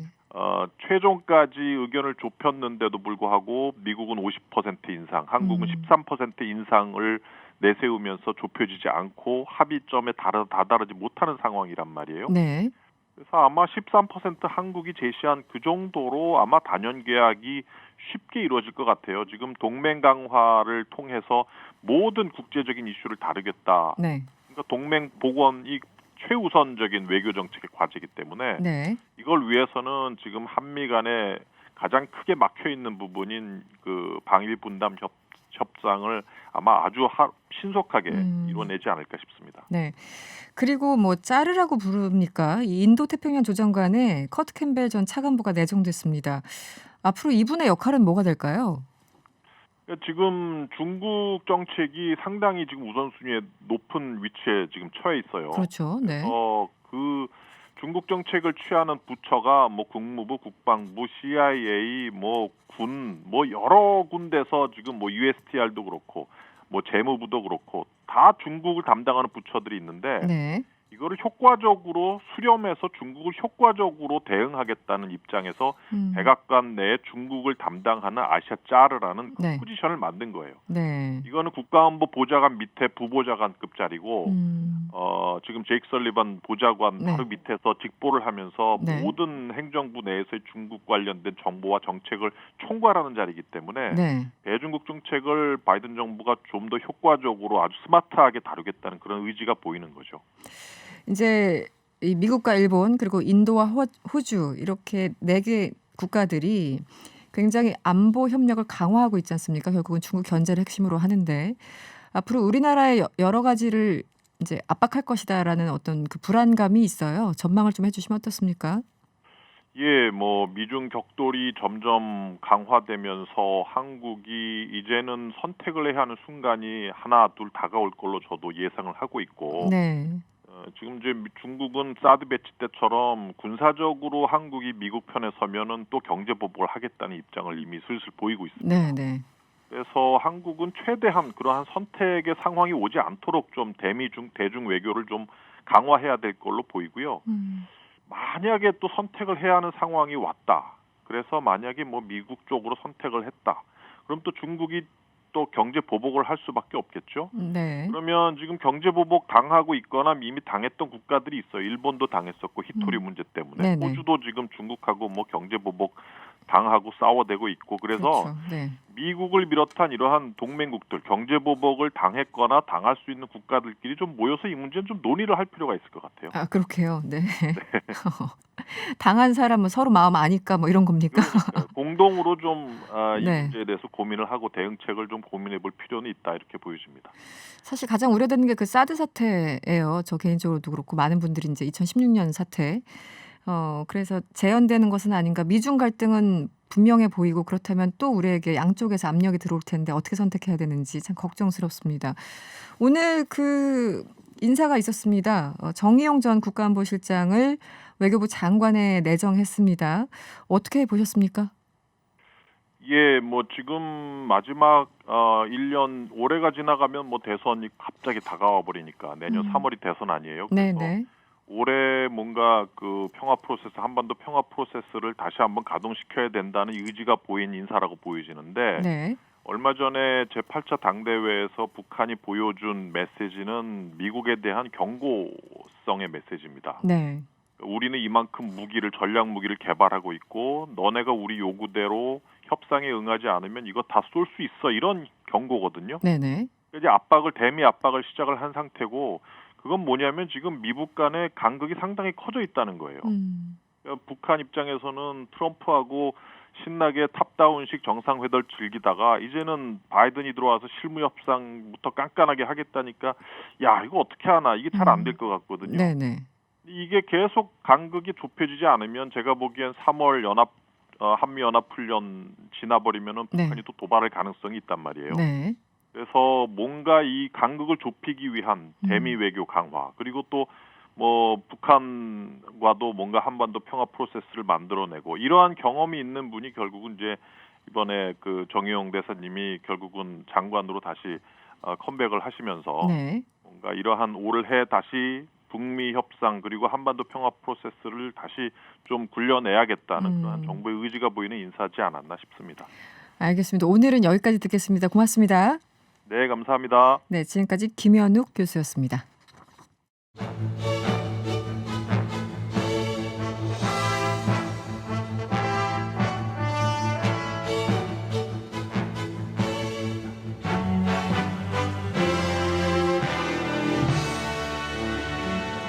네. 대한민국의 평화와 안전을 위해서 여야 수장들이 청와대에 모여서 영수회담을 열면 좋으련만 열지 않길래 저희끼리 한번 만들어봤습니다. 네, 상암동 영수회담. 지금 목소리가 살짝 들렸어요. 우리 더불어민주당 박수현 홍보소통위원장님 나오셨고요. 어서 오세요. 네, 안녕하세요. 박수현입니다. 네, 오늘 첫 출연입니다. 오늘 첫 출연이시고요. 네. 또 역시 오늘 저희 방송의 첫 출연이신 김영우 전 미래통합당 의원 함께합니다. 어서 오세요. 네, 반갑습니다. 김영우입니다. 네. 사실 김영우 전 의원님의 영 그리고 박수현 위원장님의 수 그래서 영수회담입니다. 굉장히 과학적이지 않습니까 이름이? 네. 그래도 영수회담 정도 되면은 청와대에서도 누가 좀 와야 되는데 좀 썰렁합니다. 네, 상암동 영수회담 오늘 뭐 코너명은 어쨌든 마음에 좀 드십니까? 어떠십니까? 아니 그래서 뭐 제가 여당인데 네. 저부터 이름을 넣으면 수영 회담이 되기 때문에 네. 야당 우리 저 의원 선배님이신데 영수회담이 훨씬 나은 것 같습니다. 아무튼 기분은 좋습니다. 조금 창피하지만 저희들 뭐 알차게 만들어 보죠. 그나저나 저는 이제 박수현 위원장님은 사실 오늘 오전에도 한번 뵀어요. 방송 녹화 때문에 한번 뵀었고 국회에서 김영우 전 의원님은 요즘 어떻게 지내시는지 궁금해하시는 분들 많습니다. 네, 소식 좀 전해주시죠. 저는 뭐 요새 이제 춥고 또 코로나 상황이고 하니까 네. 할 수 있는 게 많지는 않고요. 네. 저는 자전거 타고 부산 갔다 왔어요. 어디서부터 어디까지요? 서울서부터 부산까지. 아 정말요? 네, 올 때는 이제 저 버스 타고 오고. 저는 그 자전거 타는 거 워낙 좋아하고요. 네네. 또 그거 타면 또 아주 반가운 그 자전거 라이더라 그러죠. 자전거 네네네. 타시는 분들 이렇게 만나면 중간중간 굉장히 좋은 얘기 많이 듣습니다. 민심을 정말 많이 들을 수 있어요. 직접. 네, 솔직히. 그러면 얼마나? 저는 이제 밤에 타는 거는 위험하니까 네네. 낮에만 한 평균 120km씩 그렇게 타면은 4박 5일이면 딱 부산 4박 5일. 끄트머리까지 갑니다. 그렇군요. 대단하시네요. 네. 저는 제가 우리 김영우 의원님께서 경기도에 도지사쯤 출마하시지 않을까 이런 기대와 희망을 가지고 있는데 네. 부산까지 자전거를 타면서 민심을 듣는다. 이 꿈이 대단치 않으신 것 같습니다. 감탄치 않으신 것 같아요. 도지사 그룹밖에 안 되는 모양이죠. 알겠습니다. 죄송합니다. 그 두 분 기대를 저희 많이 하고 있어요. 이게 품격 있는 토론을 저희들이 얼마나 잘 하시는지 이미 알고 있기 때문에 두 분을 특별히 아주 어렵게 모셨습니다. 오늘 저희 1, 2부에서 코로나 1년이 돼서 이제 전문가들 모시고 1시간 동안 거의 얘기를 나눴는데 어떻게 1년을 어떻게 평가를 좀 하십니까, 위원장님은? 예, 우리 저 김영우 의원님께서는 아마 이 K 방역을 너무 자화자찬한 시간 아니었냐 이렇게 말씀하실 걸로 예상을 하고, 네, 이미 예상하고, 예, 네. 예. 제가 말씀을 드리면 그렇습니다. 누구도 예측하지 못했던 경험해보지 못했던 미증의 그런 이 감염병. 그래서 우리 대한민국 국민 누구에게나 2020년은 코로나로 자신의 인생에 기록되지 않겠습니까? 그런데 이것은 우리 대한민국뿐만 아니라 세계 전 인류가 그럴 것이고 저희 정부도 한다고는 했습니다만 처음이다 보니까 우왕좌왕한 측면도 있고 예상하지 못한 측면도 있고 구멍이 뚫린 부분도 있고 이랬습니다. 그러나 어쨌든 전 세계가 그래도 대한민국이 모범이다라고 말씀을 해주시는 것은 결과적으로 대한민국 국민의 참여와 희생 그리고 그것을 봉사로 이끌어오신 의료진과 공직자들이 그런 희생과 헌신 그리고 소상공인 자영업자 고용 취약계층 이런 분들의 그런 힘든 양보와 이런 것들 때문에 사실은 1년을 그나마 그래도 이렇게 잘 이겨올 수 있었다. 그래서 저는 K 방역이 뭐 문재인이나 민주당의 M 방역이 아니고 K 방역이라고 이야기하는 것은 자화자찬이 아니라 그렇게 생각하신 대한민국 모든 국민들을 뜻하는 코리아의 K 방역이다 이렇게 말씀을 드리고 전 국민이 참여한 이제 마지막까지 더 사회적 참여 연대로 이것을 이겨내야 되겠다라는 말씀을 꼭 드리고 싶습니다. 네, 김영우 전 의원님 어떻게 평가하십니까? 예, 온 국민이 애를 썼죠. 뭐 정부도 애를 썼죠. 다 알고 있습니다. 근데 제가 느끼기에는 축구로 치면은 그거예요. 그 선수들은 너무나 열심히 뛰었다. 그 선수라고 하면은 저는 국민이죠. 그 다음에 의료진. 네. 예, 국민과 의료진은 정말 최선을 다했습니다. 공을 정말 패스하라 그러면 패스하고, 그러니까 예를 들면 뭐 마스크 쓰라 그러면 쓰고, 또 사회적 거리 유지해라 하면은 또 그거 다 지켰죠. 그 덕분에 그나마 여기까지 왔는데.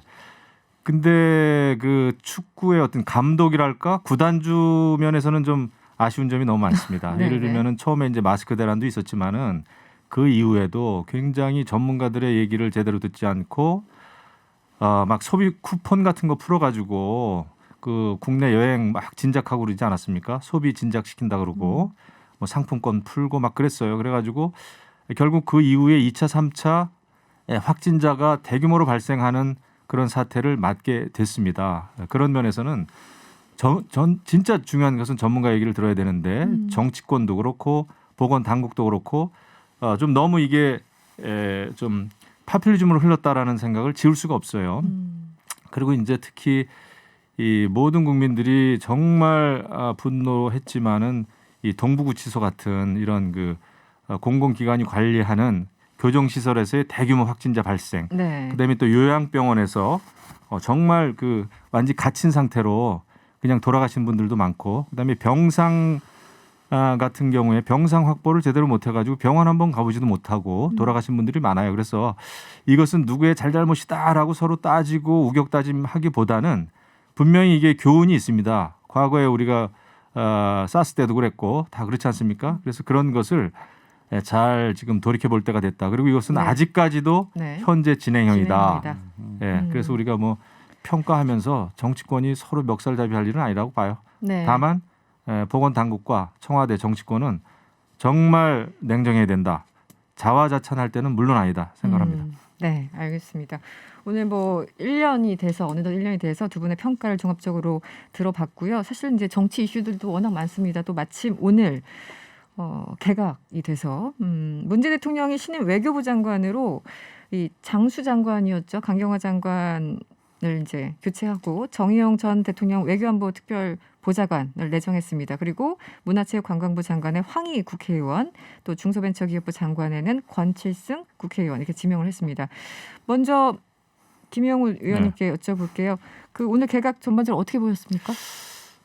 저는 좀 실망스러워요. 어떤 면에서 그러냐면 특히 이제 제가 특히 관심을 갖는 거는 이제 외교부 장관인데 사실상 이제 한반도 프로세스라고 해가지고 그 기전은 뭐냐면은 북한 김정은 위원장의 비핵화 의지에서 출발이 됐죠. 사실은 왜냐하면 정의용 실장이 북한에 갔다 오고 나서 김정은 위원장의 비핵화 의지가 상당히 강하다라는 걸 가지고 그걸 가지고 또 이제 미국에 가서 트럼프 대통령에게도 이제 설명을 하고 그렇게 시작된 것이 사실 북미 회담입니다. 네. 그럼에도 불구하고 지금 돌이켜 보면은 북미 회담이 2차례 열렸고 짧게 만난 것까지 하면 3차례인데 결국 북한의 비핵화는 물거품이 됐어요. 이번에 노동당 8차 당대회 때 김정은 위원장이 한 얘기 보면은 핵에 대해서 36번이나 이야기를 하면서 더더욱 가장 제가 소름 끼치는 것은 전술핵을 만들겠다라고 하는 겁니다. 이것은 완전히 대남용이거든요. 그 전술핵을 갖다가 단거리 이제 미사일 이런 데다가 탑재를 하면은 그것은 치명적입니다. 결국 한반도 프로세스는 북한 김정은의 비핵화 의지를 믿고 쭉 해서 이제 시작해 왔는데 결과적으로 지금 보면은 물거품이 됐다. 그리고 정의용 실장에 대해서는 미국 그 조야에서는 거짓말쟁이단 말이죠. 라이어라는 표현까지 그 말을 직접 국무장관이었던 폼페이오가 했단 말이죠. 그것 때문에 지금 굉장히 그 정의용 실장이 외교부 장관을 다시 맡게 된다고 했을 때 새롭게 출범하는 바이든 미국 행정부하고 이게 잘 조율이 될까 말이죠. 왜냐하면 바이든 행정부는 지금 트럼프 행정부의 대북 정책에 대해서 강하게 비판하면서 당선이 되지 않았습니까? 근데 이런 상황에서 바이든 행정부하고 과연 대북 문제, 한반도 문제를 조율하는 데 있어서 정의용 외교부 장관을 과연 미국에서 신임하겠나 말이죠. 저는 그게 걱정이에요. 의원님 그 라이어란 표현은 어떻게 확인이 좀 된 건가요? 그 라이어라는 표현은 그 부시 대통령 장례식에서 폼페이오 국무장관이 우리나라 여러 가지 그 외교부 직원들이 있는 데서도 했다고 그래가지고 아주 크게 대서특필이 됐었는데 그것은 전원식으로 나온 거죠. 사실은 전원식으로. 그래서 굉장히 그게 이제 그 당시에 폼페이오가 그랬다는 거예요. 북한의 김정은 위원장에 대해서 라이어라는 표현을 쓰면서 정의용 실장에 대해서도 썼다라는 전언이 있었습니다. 제대로 이제 메신저 역할을 못했다라는. 근데 이제 100% 이게 뭐 확인됐냐 하면은 그건 아니지만은 어쨌든 전언으로. 지금 뉴스에는 엄청 많이 나왔었죠. 알겠습니다. 위원장님 하시고 싶은 말씀이 많으실 것 같아요. 네, 어떠신가요? 오늘 뭐 이제 개각 얘기하다가 아무래도 이제 김영우 전 의원은 외교 쪽에 관심이 많으시니까 그쪽을 집중해서 말씀을 해주신 것 같아요. 우리 이제 김영우 의원님은 국회에서 이제 국방위원장도 하셔서 외교안보에 또 전문가시고 특히 오늘 사회자께서도 외교안보 전문 기자로서 두 분 다 전문가 앞에서 제가 말씀을 드리려니까 좀 떨리긴 하는데 저는 아주 적합한 외교부 장관 기용이고 적절한 시점에 했다 이렇게 보고 있습니다. 왜 그러냐면 지금 미국의 이제 바이든 행정부가 이제 들어서지 않습니까? 네. 이제 사람을 외교안보 라인을 배치하고 또 청문회를 해야 될 거고 또 미국의 바이든 행정부의 외교안보 방향을 또 정해야 될 거고 이런 시간들을 예상하면 통상적으로 전문가들이 한 5, 6개월 정도의 시간이 필요할 거다 이렇게 예상되는 시점에서 그러면 우리가 아무것도 안 해야 될 거냐 이 시점을 기다릴 거냐 그것이 아니라 미국의 새로운 외교안보 라인의 한반도 평화 프로세스를 위한 그러한 정책들을 이해시키고 설득하고 그리고 기존의 그 과정에서 우리가 뭐 판문점 선언이나 평양 선언 또 군사 합의를 통해서 남북 간에 합의했던 이런 것들을 한 가지라도 남북 간의 그 공백기라도 네. 우리가 실천하는 것이 결과적으로 미국이 6개월쯤 이후에 시작될 북미 관계에서 네. 좋은 분위기를 우리가 만들어주는 것이다라고 하는 그러한 것들을 잘 설득하면서 우리 나름대로 무엇인가 해야 할 일을 찾아야 한다라고 하는 이 시점에 정우영 안보실장, 저 신임 외교부 장관 네. 지명자는 원래 외교관 출신으로 외교가 전문이죠. 그러나 그렇죠. 청와대 국가안보실장을 하면서 지금 문재인 정부의 이 외교안보 정책을 총 방향을 정하고 조율해왔던 그런 분 아니겠습니까? 그렇기 때문에 미국에서 행정부 들어서는 이 와중에 그런 외교안보 라인과 적절하게 다시 이런 싱가포르 회담에서 원칙적 합의가 이루어졌지만 그 이후에 구체적 합의에 이르지 못해서 네. 하노이 노딜이 된 그 싱가포르 회담에서의 새로운 출발을 바이든 행정부가 할 수 있도록 충분히 역할을 할 수 있는 아주 중요한 적합한 그런 인사다 저는 그렇게 평가를 합니다. 이게 이제 정용 실장이 실력 있고 그건 저도 좀 알죠. 인품도 굉장히 좋으세요. 네. 그럼요. 근데 제가 알기에는 주로 이제 다자 외교 쪽에 이제 관심이 많았던 분인데 기왕이면은 저는 좋은 기회라고 생각했거든요. 왜냐하면 바이든 행정부의 이 새로운 출발이기 때문에 결국 한반도 프로세스가 좋은 취지임에도 불구하고 현실적으로는 북한의 비핵화에 실패했잖아요. 솔직히 말하면 이런 상황이라면은 우리도 이 분위기를 좀 반전시킬 수 있는 기회가 될 수 있겠다. 새로운 외교부 장관 카드를 가지고 말이죠. 네. 근데 그런 면에서 이제 우리 아마 문재인 정부 입장에서는 정책의 지속성을 좀 강조한 것 같은데 네네. 저는 조금 좋은 그런 면에서는 이해가 안 가는 건 아니지만은 그래도 한반도 프로세스의 실질화라 그럴까? 북한의 비핵화라고 하는 실질적인 북미 회담 또 한미 동맹 차원에서라도 새로운 카드가 됐으면 더욱 좋았겠다라는. 아예 뉴페이스를 말씀하시는 그럼요. 거예요? 뉴페이스. 그리고 지금 황희 의원도 그렇고 네. 권칠승 의원도 그렇고 지금 사실 우리가 뭐 말은 삼권 분립이라고 합니다만은 너무 많은 현역 의원들이 장관에 들어가 있어요. 이렇게 되면은 결국 그 입법부 국회가 행정부를 견제할 수가 없습니다. 그리고 너무나 지금 그렇지 않아도 강력한 대통령 집권제인데 네. 이런 걸 더 강화하는 것밖에 안 되죠. 그리고 그 두 분은 황희 의원, 권칠승 의원은 다 예전에 참여정부에서 이제 청와대 또 행정관 출신이고 네. 뭐 이런데 이렇게 보면은 이래가지고 어떻게 국회가 입법부로서 더 바로 서겠는가 말이죠. 네, 저는 그런 면에서는 아쉬움이 좀 있어요.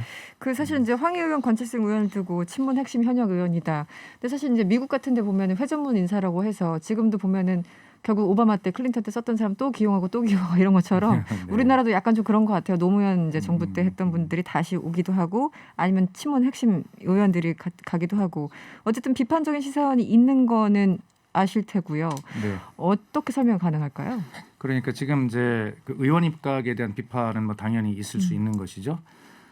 그러나 제 입장에서 말씀드리자면 문재인 정부 이제 5년 차 임기인데 지금 인사청문회 제도라고 하는 것이 한계와 국민의 눈높이가 워낙 높아져 있는 상황에서 적합한 사람을 찾아낸다는 것이 실제적으로 굉장히 어렵더라고요. 제가 청와대 대변인 할 때 보니까 장관 후보자 한 명을 지명하기 위해서는 지금은 적합한 분을 접촉을 해도 가족들이 무조건 반대합니다. 그런 분위기가 됐죠. 네. 그래서 이해가 갑니다. 그래서 심지어는 어떤 장관 후보는 제가 뭐 구체적으로 말씀을 드릴 수는 없습니다만 놀랄 만한 그 숫자들을 거친 다음에야 겨우 장관 하나를 지명할 수 있는 이런 정도인데 네. 네, 그런 측면에서 보면 청문회 통과가 비교적 좀 쉬울 수 있는 현역 의원을 뭐 기용하는 것은 어쩔 수 없는 상황인 것 같고 또 조금 좀 제가 뻔뻔하게 좀 변명을 해보자면 오히려 그렇게 삼권 분립을 저해하는 요소가 될 수 있겠습니다만 국회를 잘 이해할 수 있는 현역 의원의 입각은 그런 비판에도 불구하고 또 원활한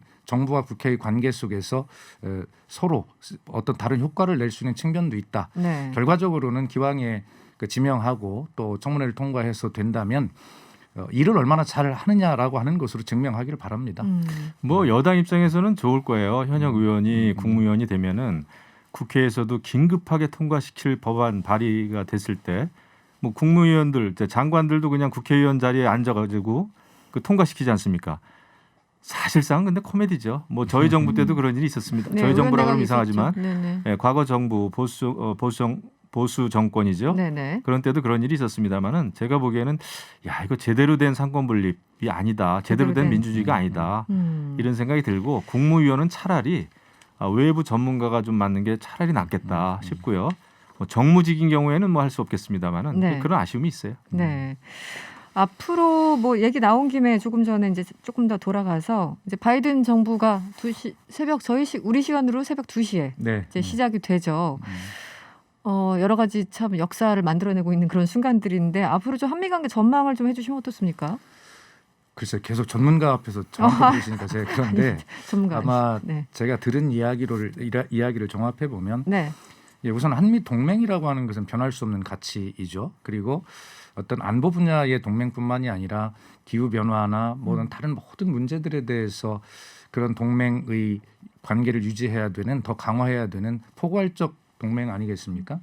그런 것들을 바이든 당선자 자신이 너무 다 정확하게 이해를 하고 있다는 것이죠. 네. 그 상원에서 외교위원장도 하셨고 부통령 시절에 또 그런 외교를 담당하셨기 때문에 충분히 돼 있고 지금 현재 뭐 국무부 부장관이나 그 외교안보 보좌관을 임명하는 것을 보면 대개 뭐 여러 가지 뭐 중국 견제할 수 있는 그런 것도 있지만 다행스러운 것은 남북 관계나 북미 관계를 풀어갈 때 어떤 대화를 중시하는 그런 분들로 네. 알려져 있기 때문에 네. 오히려 그런 걸 잘 활용하면 되겠다는 생각이 들고요.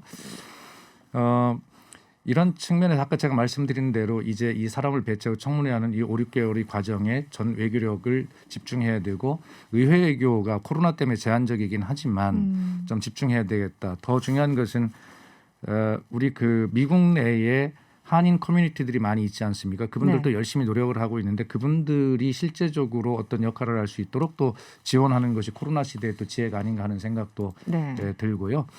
아까 우리 김영 의원님께서 그 비핵화는 실패했다 이렇게 말씀하시지만 국방위원장 해보셔서 잘 아실 겁니다.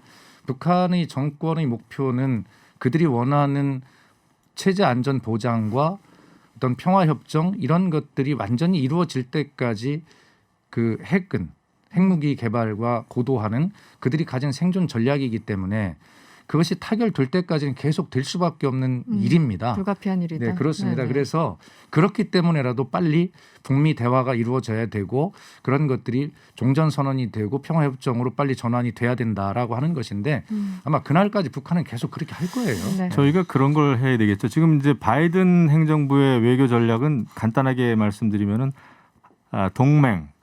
동맹을 굉장히 위주로 하는 대외 정책. 그다음에 이제 다자, 네네.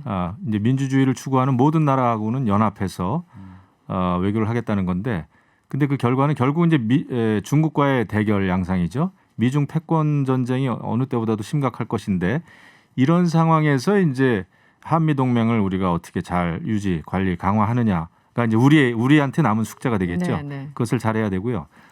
다른 한 가지 이제 비핵화 말씀을 하셨는데 이번 8차 노동당 당대회를 우리가 눈여겨봐야 됩니다.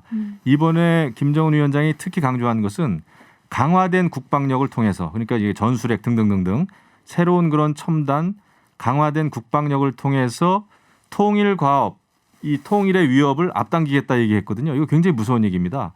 지금까지는 북한이 핵 개발을 한 것은 이게 북미 회담이라든지 자신들의 체제 안정을 저해하는 공격하는 미 제국주의에 맞서서 자기들은 핵을 개발하지 않을 수 없다. 이런 식으로만 쭉 얘기를 해오다가 이번에 8차 당대회에서는 이 국방력을 가지고 통일을 앞당기겠다는 거예요. 이거 굉장히 무섭지 않습니까? 그러면서 전술핵 얘기가 나왔단 말이죠. 네. 이런 상황에서 우리가 마냥 북한의 어떤 비핵화의 그 선의만 믿고 네. 남북대회, 그렇죠. 낙관론을 펼 때가 아니다 말이죠. 없다. 이런 상황에서는 정말 청와대뿐만 아니라 지금 저는 뭐 이제 그 군의 대비 태세도 굉장히 중요하는데 저는 대화론자예요. 전쟁이 나도 대화는 해야 되는 거 아닙니까? 그렇죠. 네. 대화를 해야 되지만은 대화를 하되 북한의 비핵화를 위해서 우리가 요구할 거 네. 이런 것은 반드시 요구를 해야 되는 거죠. 북한 김정은 마음이 늘 편안한 상태를 유지하면서 우리가 대화를 한다? 그거야말로 넌센스죠. 그거는 굉장히 비현실적이라고 생각합니다. 오히려. 네. 상암동 영수회담 오늘 첫 시간이어서 네. 이제 약간 이풀기 정도로 여러분들 생각해 주시면 좋을 것 같고요. 다음 주부터 우리 본격적으로 조금 더 싸우도록 하죠. 네. 지금까지 박수현 더불어민주당 홍보소통위원장 그리고 김영우 전 미래통합당 의원이었습니다. 오늘 고맙습니다. 네, 감사합니다.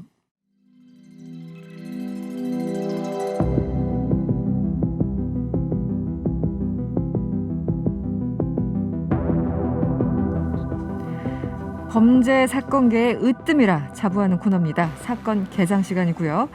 사건의 전말과 심층의 범죄 심리까지 파헤쳐 주실 두 분 오늘도 어김없이 오셨습니다. 프로파일러이시자 충북대 사회학과 교수이신 배상훈 교수님 그리고 내일신문 김영선 기자 어서 오세요. 안녕하세요. 네. 여러분 저희들이 조금씩 코너를 개편하고 있는데요. 이게 어느덧 최장수 프로그램이 된 것 같아요. 최장수 코너가 된 것 같아요. 영광이네요. 혹시 알고 계셨습니까? 전혀 몰랐습니다. 전혀. 네. 요즘 늘 개편하는 마음으로 코너를 보고 있는데 긴장을 해야 되겠네요. 아닙니다. 너무 편안한 진행을 해주셔서 제가 감사드리죠. 네. 오늘도 참 이게 이런 사건도 가능하구나 싶은 사건들을 또 모아봤어요. 첫 번째 사건, 공모전을 휩쓴 작품 도둑. 와, 이거 이제 뉴스를 많이 보셨을 텐데요. 이번 주 뜨거운 관심을 모았던 사건입니다. 김영선 기자가 먼저 좀 소개를 해주시죠. 네. 뭐 한 주 내내 핫한 이슈였기 때문에 맞아요. 사실 많은 분들이 아시긴 하시겠지만 조금 약간 정리를 해서 말씀드리면 2018년 이 백마 문화상을 받은 뿌리라는 소설을 이 손창현이라는 사람이 통째로 베껴서 정말로 통째로 베꼈습니다. 네. 컨트롤 C, 컨트롤 V. 그래서 이 소설을 가지고 5개의 문학 공모전에서 수상한 사실이 뒤늦게 알려졌고요. 네. 온라인상에서는 이미 뭐 의혹지가 계속 있었다고 하더라고요. 근데 일반인이다 보니까 이게 공개적인 제기가 문제 제기가 없다가 얼마 전에 온라인상에 본격적으로 이 사람의 그 정체를 폭로한 글이 올라왔고 이 소설 뿌리의 원작자인 이 김민정 작가도 여러 제보를 통해서 이 사실을 알게 돼서 공식적으로 문제 제기를 하면서 이제 문제가 된 건데 사실 문제는 이 논란이 커지면서 이 손씨 이력을 들여다봤더니 이 소설만 도용한 게 아니더라는 거죠. 네. 지금 가장 최근에 폭로된 내용을 보면 이 디카시 공모전이라는 게 있다고 그래요. 디지털 카메라로 찍은 디카 사진에 짧은 창작시를 적어서 내는 그런 공모전인데 여기에 손 씨가 90년대 노래 가사 후렴구를 마치 시인 것처럼 공모를 했고 당선이 됐어요. 근데 다행히 이게 문제 제기가 돼서 주최 측에서 당선을 취소했는데 황당한 건 사실 그 다음입니다. 꼭 창작한 글을 내라는 안내가 없지 않았냐 이러면서 오히려 이 손 씨가 주최 측을 상대로 소송을 냈고요. 지금 다음 달에 재판이 열릴 예정이라고 하고 지금 뭐 기사는 아직 안 나온 것 같은데 이 소설 도용에 대해 폭로성 글을 쓴 사람에게도 법적 대응을 하겠다 이러면서 소지 측이 밝힌 상태라고 합니다. 그래서 몇몇 게시글이 지금 폭로글이 삭제가 된 상태입니다. 아니 공모전이면 새로운 신선한 처음 뭐 이런 것들 내는 게 당연한 건데 그런 게 없었으니까 뭐 옛날 것도 혹은 베껴서 뭐 이런 노래를 인용해서 그냥 낸 건데 창작한 걸 언제 내라고 했어? 약간 이런 해맑게. 그렇군요. 도저히 이해가 안 되네요. 아무리 김영선 기자가 열심히 설명을 해도 도저히 이해가 안 갑니다. 배상훈 교수님, 이 사건 본질적인 문제는 어디 있는 걸까요? 본질적인 거는 뭐 팩트는 이 사람이 남의 소설을 그대로 갖다가 해서 다른 데에 개인의 경제적 이득을 위해서 도용한 거죠. 그건 뭐 팩트고 문제는 이제 아까 말씀하신 것처럼 이제 뭐 공모전의 부분은 이 뭐 창작이냐 비창작이냐 부분은 법적인 문제를 제기할 수 있는 거라고 보는데 이건 이제 그 사람의 권리니까 나중에 어떻게 되겠지만은 사실 이런 부분은 우리 사회가 가지고 있는 약한 점이죠. 약한 점이라고 하는 것은 실제로 이런 공모전들이 정확히 뭐라 그러나 이게 검색해서 확인을 하지 않습니다. 잘 아시겠지만은 대형 공모전은 겨우 하지만 그러니까 지방에 있는 이런 공모전들은 약간 작은 규모나 이런 것들은 그런 데는 거의 하지 않거나 거의 그 개인 심사위원들의 판단에 맡겨버립니다. 네. 근데 이게 되게 웃긴 거는 어떤 A라는 공모전에서 상을 받으면은 다른 한 달 뒤에 있는 공모전에 또 내도 앞에 있는 상을 받았으면 뒤에 있는 상은 거의 그냥 패스 된다는 거죠. 그러니까 이 사람이 5개 이상을 이중으로. 쭉 네네. 받는 것도 그러면 이 각각의 공모전에 있는 심사위원들이 다 확인했어야 되는데 그냥 넘어간 거죠. 이게 우리 사회가 가지고 있는 뭔가 이게 사실 어떻게 보면 대단히 큰 개인의 권리인거든요. 이 원작자의 권리를 네네. 침해하는 거에 대한 무감인 거예요. 아까 유영석 씨도 마찬가지죠. 깜짝 놀란 거죠. 네네. 자기의 가사가 도용돼 있어도 아무도 지적하지 않는 상황. 그러니까요. 무감한 거. 네. 이런 도덕적인 무감증이 이 사람을 그렇게 만들지 않았을까라는 생각이 해봅니다. 그러니까 사회적인 형태의 도덕적인 불감증이 이런 형태가 나타난 부분이라고 보여집니다. 본인도 이 네. 불감증 이야기를 하더라고요. 지금 초반에는 약간 뻔뻔한 입장들을 많이 언론 인터뷰를 통해서 냈는데 네. 뭐 인터넷에 떠도는 글을 낸 건데 뭐 이런 거 가지고 문제가 되느냐 약간 이런 식의 입장을 내다가 어제 오마이뉴스하고 인터뷰를 한 거 보니까 처음에는 사실은 남의 글로 냈으니까 당선 안 되겠지 했다는 거예요. 근데 나중에 보니까 당선이 있어 자기도 놀라고 큰일 났네 라고 했는데 이런 일이 계속 반복되다 보니까 네. 이제는 뭐 문제가 안 해도 되는 거 되겠구나. 아니야? 이렇게 되는 거군요. 네. 그리고 나중에는 심지어 어떤 생각까지 드냐면 이거 내가 쓴 거 맞는데 라는 생각까지 들더라 라는 말을 했더라고요. 이 손 씨가. 그게 이제 말하자면 우리가 디소시에이션이라고 헬이라는 걸 쓰거든요. 그게 소셜 디소시에이션이고 사회적 헬이라고 하는 거죠. 그럼 좀 우리가 많이 아는 걸로 리플리 증후군이라고 하는 것은 네네. 재계가 갖지 못한 부분에 대해서 그걸 되고 싶어서 자기도 모르게 거짓말을 하는데 자기 정체성이 그대로 가버리는 겁니다. 네네. 그러니까 내가 소설은 쓰지 못하지만 남의 걸 갖다 쓰는데 그걸 하도 반복하다 보면 본인이 마치 그걸 자기가 쓴 것처럼 네네. 스스로를 속이게 되는 거죠. 이런 네. 상태가 되는 네네. 거죠. 이분이 그렇게 많이 하다 보니까 자기도 스스로 내가 쓴 것 같아요. 그렇죠. 이런 형태가 되는 거죠. 그리고 또 하나는 아니 남들도 다 하는데 뭐 장관들도 다 위장 전입하고 다 논문 복사 다 하는데 네, 너라고 이런 사회적 도덕적 불감증이라는 거죠. 그러니까 그거를 물론 거기 때문에 그러는 건 아니지만 이렇게 남 탓을 하는 계속 반복되는 부분이 계속 변명하면서 그렇죠. 이제 네. 다른 그런데 이제 이 기사 저도 관련돼서 봤습니다만 뭐 구글링도 안 하냐 한마디로 이제 문학상 이 주최 측도 비난을 피해갈 수가 없을 것 같아요. 아니 네. 사실은 문학에서는 한 구절만 어떻게 보면 따와도 네네. 문제가 되고 하죠. 네네. 그런데 이번 손 씨 같은 경우에는 일부분만 따온 게 아니라 제목부터 본문까지 통째로 베낀 작품을 못 알아보고 당선을 시켰다? 네, 사실은 이해가 안 가죠. 네, 주최 측의 어떤 신의성실 의무라고 할까요? 그런 거를 다 하지 못했다는 이제 비판을 피할 수가 없는 상황인데 아까 이 교수님도 말씀하셨지만 사실은 이 지역에서 지자체들이 자기 지역을 홍보하기 위해서 되게 손쉽게 하는 게 이런 소설 공모전, 뭐 시 공모전 네. 같은 걸 사실은 우리들 세금을 부어서 지금 사실 하는 거거든요. 그렇죠. 네. 근데 그런 데가 워낙 남발되다 보니까 이런 일들이 벌어지는 거 아니냐. 그래서 그 전문가분들은 이게 지자체처럼 어떤 공적인 주체가 해서 한 공모전에 나온 소설이나 이런 문학 작품이면 그거라도 좀 모아서 좀 국민들도 향유할 수 있게 하고 어떤 이런 도용 논란이 없도록 하는 그런 제도적 장치를 만들 수 없냐 이런 또 아이디어를 내시기도 하시더라고요. 근데 문제는 그런 겁니다. 지금 이것만 문제냐 말이에요. 그러니까요. 작년, 재작년 분명히 있었을 거라는 거예요. 근데 모르는. 네. 모르죠. 근데 이제 그때는 이제 이 주최 측이 공개를 안 하는 거죠. 공개 안 할 수 있는 상황이 벌어지는 거죠.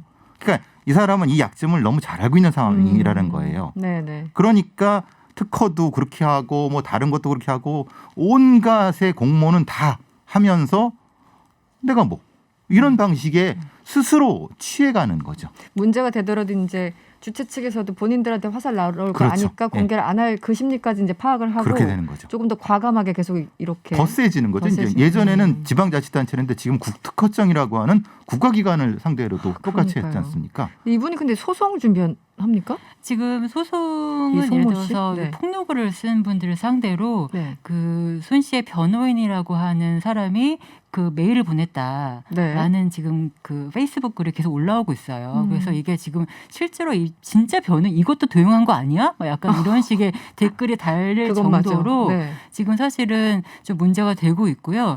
그 보니까 이분이 그 아까 뭐 내가 한 건데 왜 이러나는 생각이 들더라. 지금은 굉장히 반성하고 있다라는 입장으로 사실은 좀 변하기는 했지만 초반 인터뷰를 보면은 반성하는 느낌보다는 사실 뻔뻔스러운 느낌이 많았거든요. 뭐 수상금이 필요했다. 나중에는 그렇게 얘기하시기도 하시고. 참, 이해할 수 없는 사건을 또 우리가 짚어봤습니다. 두 번째 사건으로 넘어가 볼까요? 수능 1타 강사의 범죄, 피해자는 수험생.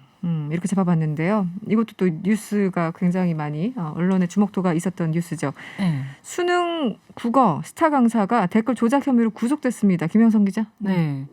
진짜 수능 친 지 오래되는 사람도 알 만큼 정말 스타 강사시죠. 박광일 씨 국어 강사인데요. 약 2년간 따로 회사를 차려서 경쟁 강사나 경쟁 업체들을 깎아내리는 댓글을 아이디 수백 개를 동원해서 지속적으로 올렸다라는 혐의로 지금 최근 구속이 됐습니다. 근데 이 댓글 조작 의혹이 이미 2019년부터 제기가 됐는데 그때는 이 박 씨가 사과를 했어요. 그래서 업계에서 떠날 것 같은 뉘앙스로 입장문을 내기도 했는데 그 당시는 근데 아직까지 온라인 강의는 계속 하고 있던 상황이었거든요. 그래도 수사가 계속 이어져 왔고 이번에 수원지검에서 협인을 잡아내서 이제 구속을 시킨 거고요. 근데 지금 박 씨는 지금 자기 혐의를 일부 부인하고 있는 상황입니다. 부인하고 있는 상황. 예, 지금 재판에서 아마 진실 공방이 있지 않을까 싶은데 포괄적으로 댓글에 대해서 알고는 있었지만 댓글 조작을 직접 지시하진 않았다. 이 회사 본부장과 직원들이 주도한 거다. 이렇게 본인들이 주장하고 알아서 있어요. 한 거다. 이렇게. 나는 지시하지 않았다. 그들이 한 거다라는 거죠. 배 교수님 이 사건은 어떻게 보셨어요? 그러니까 그 정체성이 거기 나오는 겁니다. 나는 지시하지 않았다.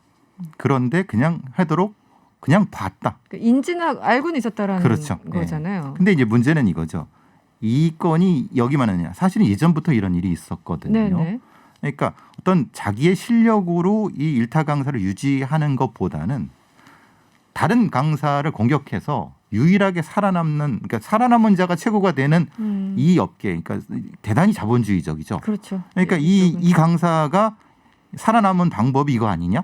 이런 논란이 될 수도 있는 거. 그러면 이 업계 자체에 이런 것이 사실 매우 비도덕적이지 않느냐?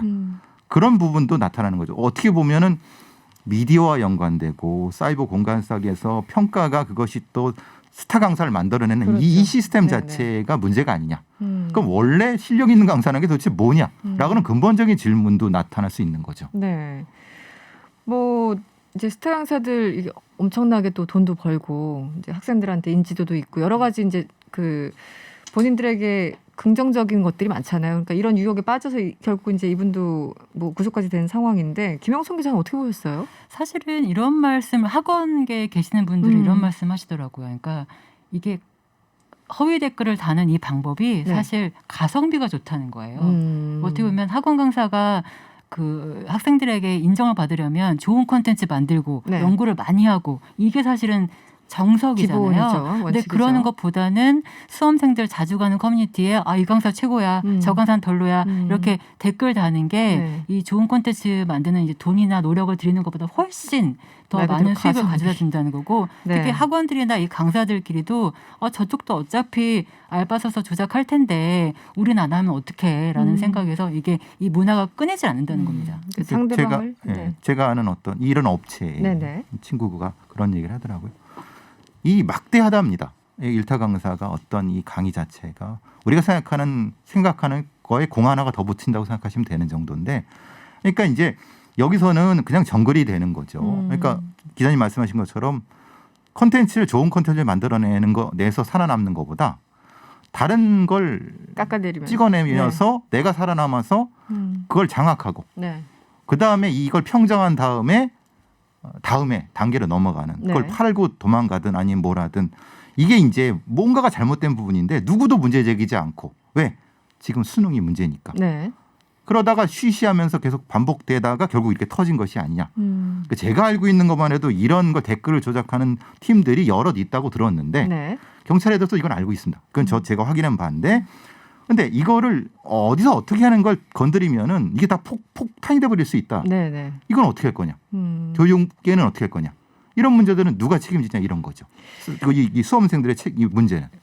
근데 이게 사실은 이제 구속도 되고 워낙 또 유명한 사람이 구속이 돼서 이제 뉴스에 대한 집중도가 더 높았는데 사실 과거에도 댓글 조작에 대해서 논란이나 뭐 이렇게 떠도는 얘기들은 굉장히 많았잖아요. 네. 사실 이게 그 박광일 씨 네. 사건도 사실 2019년 이미 논란이 됐다고 네네네, 말씀드렸잖아요. 한 차례. 네네. 그때 최초로 폭로를 하셨던 분이 우영철이라는 유명 수학 강사 분이세요. 네네네. 이분이 정말 의인이신데 자기도 스타 강사지만 이게 학원계 댓글 조작이 너무 심하다고 보신 거예요. 그래서 계속 폭로도 하시고 그러셨는데 이게 박광일 씨가 지금 내가 지시하지 않았다라고 지금 부인하고 있는 게 지금 우영철 씨가 그때 이투스 대표 임원들 다 이 댓글 조작 때문에 재판에 넘겨졌었거든요. 네. 근데 이투스 대표는 쏙 빠져나왔어요. 무죄를 받았습니다. 네.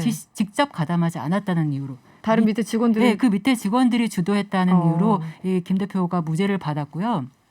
아마 이런 것 때문에 그 이번 박광일 씨 사건도 좀 들여다봐야 하는 거 아닌가, 계속 지켜봐야 하는 게 아닌가 생각이 드는데 이 우 씨 같은 경우에는 이후에 이투스에게 역으로 민사소송을 당해서 제가 알기로는 70억이 넘는 돈을 배상했다고 들었고요. 작년에는 뇌출혈로 지금 쓰러지신 상태라고 해요. 그래서 지금 이 유튜브 채널에 우 씨 유튜브 채널에 당신이 이기셨는데 얼른 일어나셔라라는 그런 응원의 댓글을 쇄도하고 있다고 합니다. 대표적으로 악화가 양화를 구축하는 겁니다. 그러네요. 사이버 공간에서는 강한 놈이 살아남는 겁니다. 그러니까 나쁜 강한 놈이 살아남아서 좋은 컨텐츠를 몰아내는 상황이 되는 거죠. 그 지금 상황을 누가 책임질 거냐 이 말입니다. 그러니까요. 어떤 이런 부분에 대해서 결국 피해는 학생들인 겁니다. 근데 결국은 이걸 모두의 피해로 가버리니까 사법기관에서도 이걸 대응하기 참 어려운 겁니다. 누구 하나 집중적인 것이 아닌 이런 게 새로운 유형의 범죄이죠, 사실은. 뭐 옳은 사람, 바른 사람 이런 사람들이 살아남는 게 아니라 그냥 강한 그렇죠. 수단과 방법을 동원해서 결국 이게 약간 맥락이 항상 그렇잖아요. 어떤 조직이든 이런 것도 마찬가지고 내부 고발자가 역으로 고통당하는 맞습니다. 결국은 네. 그분들이 결국 삶에 대해서 굉장히 손해를 보는 상황들이잖아요. 반복되는 것이 아닌가라는 생각이 들고 이 학생들 입장에서도 황당합니다. 지금 뭐 환불해달라고 하고 있고 환불해주겠다고 이제 또 업체에서 얘기하고 있는데 이게 뿌리 뽑힐 수 있는 문제일까요? 지금 뭐 우리는 한 사건만 얘기를 하고 있지만. 그러니까 이제 이들의 어떻게 보면 점조직들입니다. 이게 이렇게 하는 어떤 팀들이 여럿 있는 거죠. 어디에 모였다가 흩어져 버리는 거죠. 머리를 잘랐지만은 사실은 어디 가서 또 같이 붙어버려서 이 어떤 풍토를 바꾸지 않으면은 이게 반복되는 거고 문제는 이렇게 만들어진 어떤 콘텐츠라는 게 수능에 나온다는 겁니다. 그러니까 이걸 어떻게 할 수 없는 거예요. 네. 다 갈아엎지 않나. 그러니까 이게 큰 근본적인 문제가 되는 거죠. 그 아까 말씀하신 그 우 씨 같은 경우는 75억이 넘는 돈을 그래서 75억. 네. 이게 참 사람이 올바른 얘기 했다가 이 피해당하는 그런 이 상황들 보면 가장 가슴이 아픕니다. 이 한6225번님이 아까 우리 첫 번째 주제에 관련해서 문자를 주셨는데요. 교수님 말씀처럼 리플리 증후군이 생각나네요. 우리 사회의 병폐가 집약된 사건 같아요. 이런 문자를 주셨고 6118번님 댓글이 여론을 만든다는 공식은 정치에서나 안보기관에서나 학원계에서나 다 통하나 보군요. 이런 문자 주셨습니다. 그리고 1977번님 저도 삽자로 강의 들었는데 아직도 못 깨어나고 있다고 하더라고요. 그래서 안타깝다라는 문자를 주셨어요. 이런 뉴스들 좀 안 봤으면 좋겠는데 계속 나와서 안타깝습니다. 네, 오늘 뭐 마무리할 시간입니다. 사건 개장이었고요. 지금까지 배사홍 교수 그리고 김영선 기자였습니다. 오늘 고맙습니다. 감사합니다. 저도 이제 집에 갈 시간이 됐습니다. 명랑시사 내일 저녁 6시 10분에 찾아오겠습니다. 편안한 저녁 되시고요. 지금까지 이승원이었습니다.